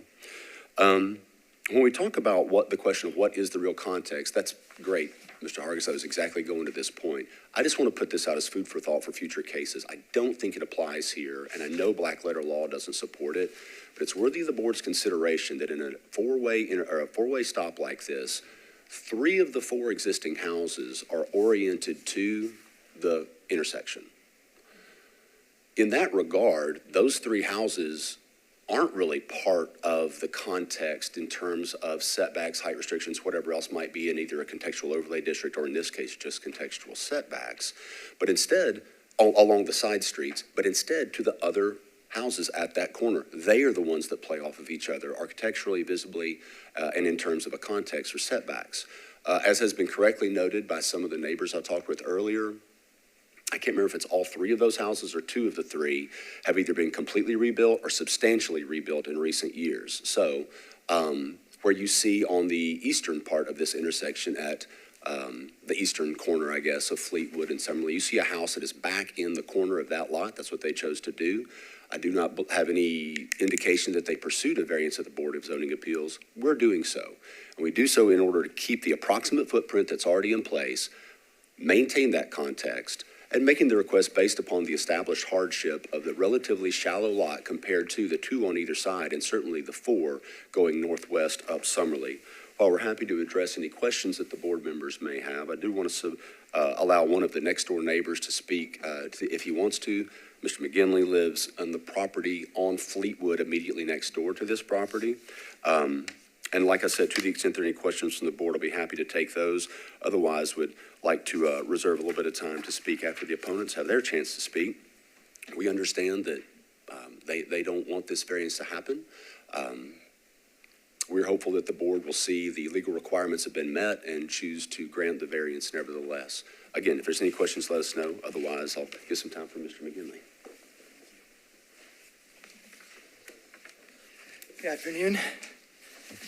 Thank you for hearing this case. I'll just keep it very brief. My name is Mark McGinley, address 6610 Fleetwood Drive. I share one of two property lines, kind of that bound our neighbors with the appellant. I really want to say thank you to the developer for taking the time to try and get this variance. I remember I came home one day a couple months ago and saw that they had staked out where the new foundations were going to be, and I couldn't believe how far back the building had been pushed off of the, existing kind of at least from where the existing building was. And so I called them up and told them we should try and get it a variance, and they agreed, which was great because typically developers just kind of want to get things done as quickly as possible and minimize interest carry and stuff like that. So I very much appreciated that. I'm very much in support of the application. Just, really didn't want to see this building push right up into the back corner of the parcel where they will have no backyard and deal with some weird topography. And obviously it's not good for me, and it's not good for my neighbor either, Miss Davis, who I know also supports this application. That's really it. Thank you very much. Thank you. If there are no questions, we'll save the remainder of that time. Okay, there are no questions. Okay. Opposition?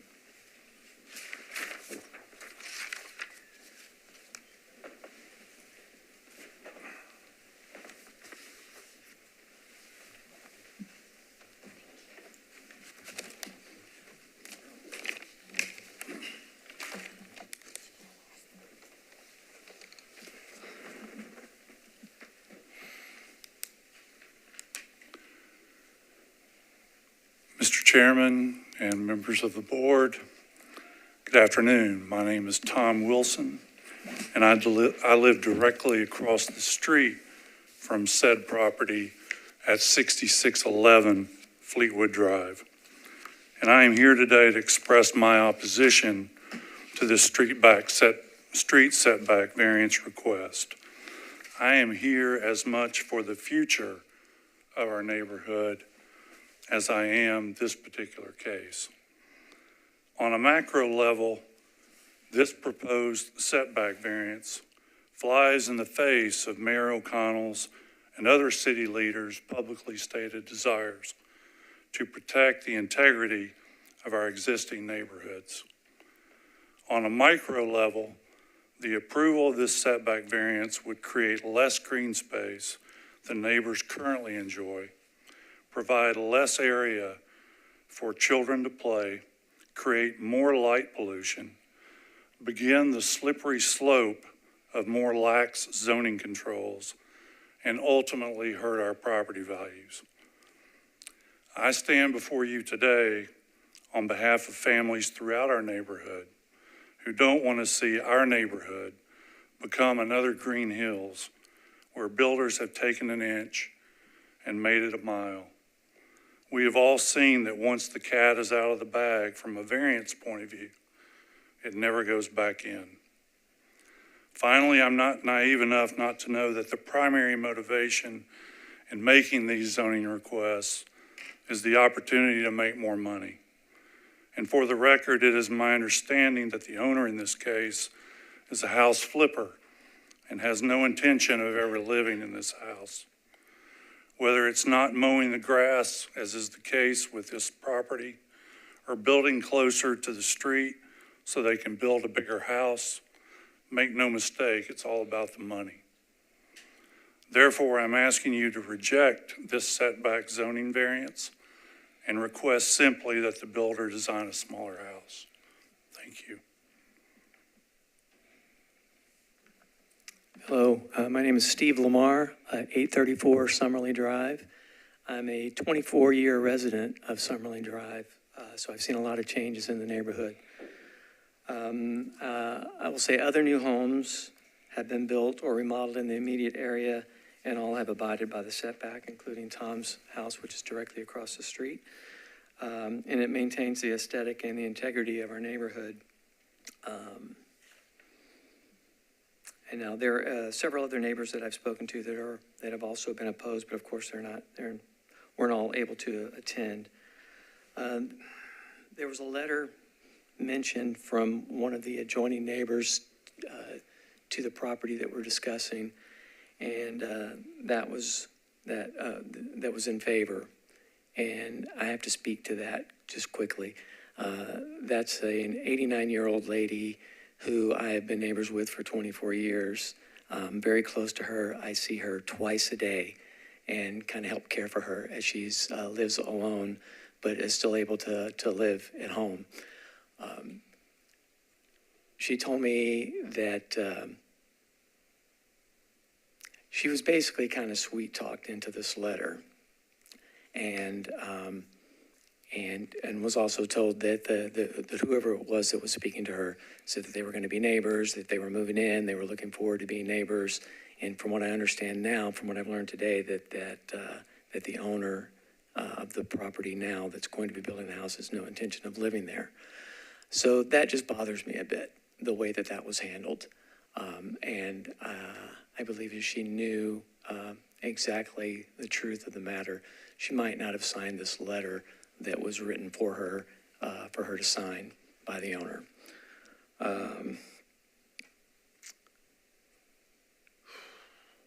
So that's it for me. I just respectfully ask that we have the new owners respect the setback as the other builders, other homes in the neighborhood that have been recently built have done the same. Thank you.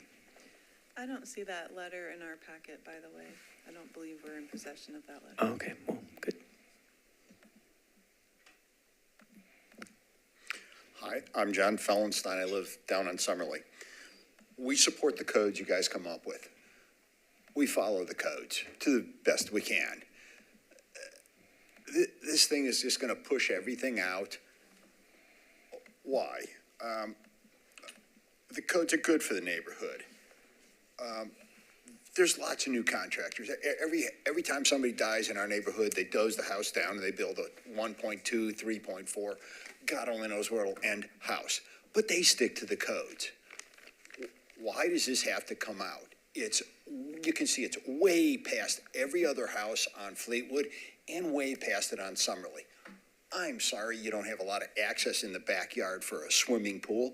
Build a house appropriate for the lot, that uses the lot appropriately. That's all I got to say. But I mean, if it don't fit, you can't put boots in a shoebox. Get shoes. Build it appropriate. Build it appropriate size, appropriate direction. I mean, we can design stuff a lot better than that. Thank you. Was there any issue with the existing home and its location? No, it was a dinky little house that was appropriate for the size. It was... It's a much smaller house. It was small. And it was Allison and Eric and their dog George. And they lived there for a long time. They ended up getting a divorce.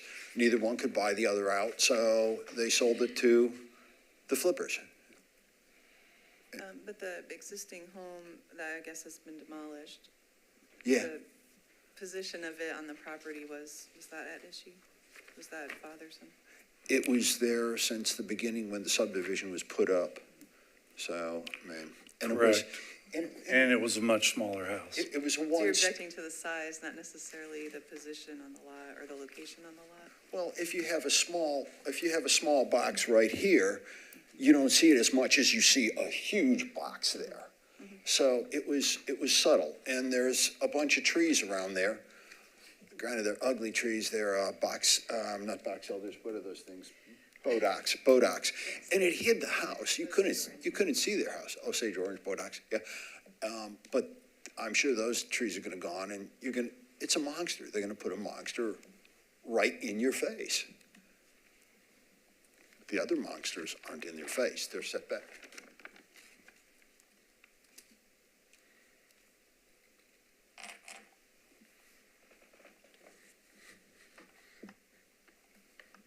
Good afternoon. My name is Sarah Silva. I live at 851 Summerly Drive. I think it's very funny to be sitting on the opposition today because our neighborhood is one that's marked with the spirit of cooperation and internal communication and working together. One of the things that I want to address primarily, you did mention position and location being problematic. It's the elevation of this lot that nobody's mentioned. This lot sits above the other three on the corner significantly. So a single-family home felt appropriate, but still felt quite transitional in its location. If you are going to add a much larger structure in this location and keep it in the original position of the prior home, it will feel very apart from the other three structures on the corner in our neighborhood. That would be my primary concern with it, and one that I think should be a prime consideration when reviewing this today. The other consideration is I, like John, live on Summerly Drive, and we have a spring-fed creek in our backyard. Based on some of the oral wisdom of our older neighbors who have lived there, they believe that the creek originates somewhere around this property. So it's not been raised as a geoengineering concern, but it is something that I want to make mention of, even though it's not part necessarily of the setback hearing today.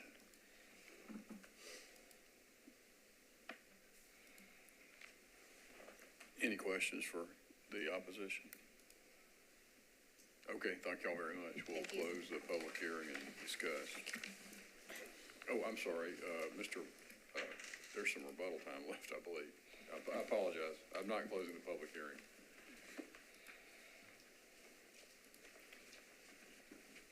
Thank you, Mr. Chairman. The one note we would make is the Metro Code that is supported by so many also includes a rather extensive provision under 17.40 about the legal ability to seek variances for unique lots that are much shallower than their counterparts, that has topography and height that is different out to the street. And in this instance, it's also maybe not worthy of mention. The person who instigated the request for a variance from the setback requirements as shown in the dark blue here was actually the neighbor, Mr. McGinley. He was the one that kind of wanted that change and asked the builders to consider pursuing the variance.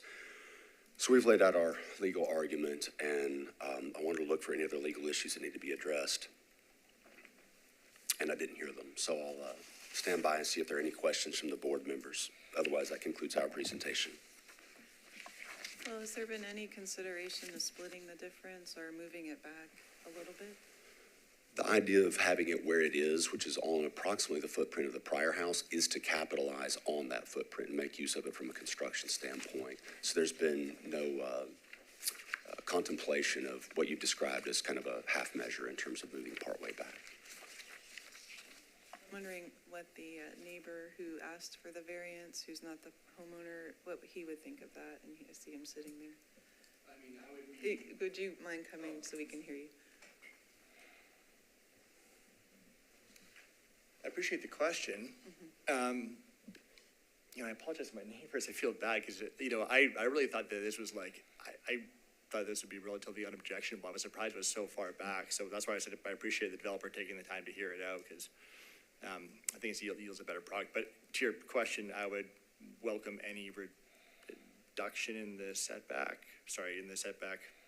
The farther toward the corner we can take it, the better, in my view. Does that make sense? Okay, because in the position that it was, when it was staked out, was it infringing upon your backyard where you felt like you could see it, or? Well, what when they was the staked it out, it was where it was shown in blue. Right. Right, so I was like, oh my goodness, like, there's trees that kind of run along that property line about halfway, and then the rest, there aren't any. So I was like, this guy's gonna be like right in my backyard with a Okay. pretty large house, right? So I was just very surprised by that, and I thought that given the contextual setbacks, it would have been appropriate to just keep the house where it kind of was. So, but the closer to where the house was, in my view, the better. Okay. And I welcome any, contribution to that, certainly. Is that sufficient? Okay, thank you.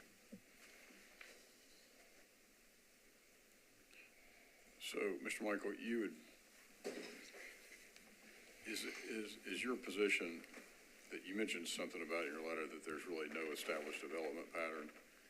And is that based on the variance in the front setbacks throughout the neighborhood, or is it,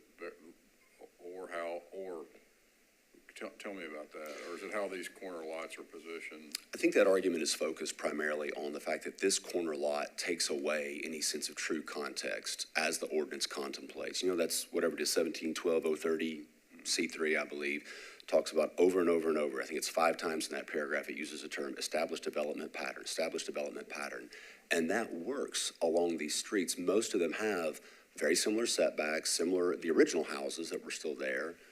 All of you probably know this Westmead neighborhood. This area, like a lot of the houses, were different but similar in style, setback, lots of large, sprawling, single-story ranches from yesteryear, and even the things that have been built more recently, the setback, which is all that's governed under 1712-030 C3, and is all that's at issue here, is unique with this lot because at the corner, the depth is so different, nearly half, in fact, compared to the 1, 2, 3 houses up to the northwest from us there along Summerly. There's no real context for that. It's different. The closest thing you have to context, and this is where Mr. Dickerson, I give him all the credit for having come up with the contemplated approach to a contextual street setback for a corner like this. It raises a very reasonable question, as we did with Mr. Hargis previously, whether the 4 corner lots operate for some sort of a comparative analysis whereby you would establish either height, setback, or other contextual bulk regulations under the zoning code. Now, we're clear, that's not the law, and we do not ask for a decision based upon that, but we think that's worthy of the board's consideration in the future, and staff's as well. Okay, thank you. Questions? Okay, we'll close the public hearing and discuss. I'll say it's very unique because it's one set of neighbors is desiring something than another neighbor who is more directly impacted by the position of the home. And the size of the home and the height of the home is not before us today. That unfortunately the size and the height are allowed by the bulk regulations, and that's nothing we can change. So really we're just looking at the placement of the home on the lot, and it's just really challenging because of what I said. We have neighbors in opposition, neighbors that support. I still have to think about it a bit. I mean, I agree, like, we don't get to consider things like size and everything else, but we do get to consider whether or not a hardship exists to grant the variance. And while I certainly understand the rationale and the logic behind Mr. Michael's well-articulated argument, I think one thing that it concerns me is just that, like, corners don't exist in a vacuum. They don't. Like, even though they're different, we treat them differently because they are different. And I think we should always look at them different. They do exist within the rest of the development pattern. Like, when someone drives down these streets, they don't say, oh, well, now I'm on the corner. So that's why, like, we try, at least historically, when we think about established development patterns, we want the entire context of a street from beginning to end, which includes corners, to have the same feeling and the same context. And I think this argument creates a slippery slope, which, don't hear what I'm not saying. That doesn't mean that corners should not be treated differently. That's not what I'm saying. But I also think that I don't know how far that argument goes on how different they should be treated if they negatively impact the rest of the context. And so I really appreciate the neighbors coming out on both sides. I think that everybody's perspective was really good, and I understand. And I really wanted to thank Ms. Silva, because one thing that we don't have for context is elevation, which is something that I didn't even think about until she said it. And so, again, not that that matters in the context of size and everything else, but it does matter sometimes in the context of where houses are placed, irrespective of their size. So that's all I had. I'm still mulling, but I am struggling with this one, because I definitely see both sides of the argument, but I'm also, I don't know, I heard the hardship, but I don't know, I don't think the hardship's connected to where the house, like the placement of the house, like I do, but I don't think the hardship is, I think the hardship is just, it seemed like an avenue to get to what they wanted, and I don't know if it's necessarily connected to their request. So that's all I got. Yeah, Just- for the oh, go ahead. I was gonna say, just in response to that, I think the new proposed location is very respectful to that. So it's been placed in response to the previous residents. So, you know, it's not perched high on the site. It's, you know, pretty close to the previous residence location. It's shifted forward, so, you know, I think it's pretty respectful to the previous, you know, residence location. I think it's, you know, for lack of a better term, splitting the baby. I agree with that as well. And one thing we don't have, I don't know if we have anything about the topography. I heard something about the topography at the back being an issue, and he did say the lot shape is different, which it is, but all those corners, all those corner lots on that corner have the same kind of square, they're not rectangular, but it is a different shape. I thought Yeah, there was we don't something about the have topography topography on and this. trying to build it away from a sloped area, but I don't have we don't have that exhibit, I don't think. So I'm just going from memory. John Michael did point out, though, how it's about half the size of all the lots going northwest, though.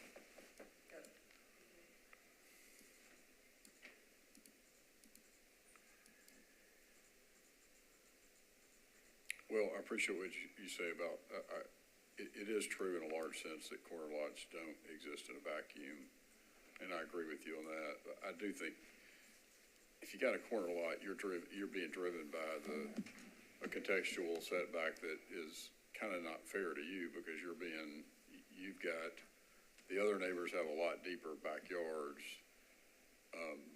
So I think there's a hardship. Also, I'm okay looking at how the other corner lots or the other houses are situated on the corners. I think it's, there's a uniformity that's still present in the neighborhood. And as Ms. Carpenek said, I mean, the size of the house is something we can't dictate. I mean, houses are, we've seen it for years now here, they're just getting bigger, and they're going to continue to get bigger, and that's, I understand that changes neighborhoods, and folks have concerns about that, but that's really not within our province on a variance like this, so. But I understand what you're saying about corner lots, I do. They're part of the neighborhood, and that's the point you're making, and I agree with it, but also think that if you're somebody with a corner lot, you're also subject to a contextual setback that you're kind of mixing apples with oranges in a way, if you have a corner lot. So I could support it. And I also do think it's respectful of the placement of the prior house. I will say, if there wasn't an existing home there at that location, I would not agree that it was respectful. But because it's, in a way, it's in the same, it's actually set a little bit further back from the existing home. That's what makes it tougher to decide for me personally. But I wish there would maybe have been a compromise that they would come up with. But again, something might favor one neighbor over the next, so I'm not sure. I'm not sure how to think about that one. Well, anybody have a motion or?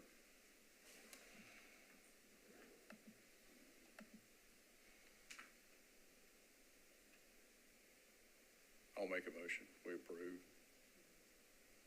A second. Okay, there's a motion, a second. Any further discussion? All in favor? Okay, I'll put one opposed. Okay, you're for? Okay, so that passes. That passes 4-0. Under protest. That passes 4-0. Okay. I think that concludes our cases for today, is it not? It does, Mr. Chairman. The board will be adjourned. Motion to adjourn. Second, okay. All in favor? All right, we're adjourned.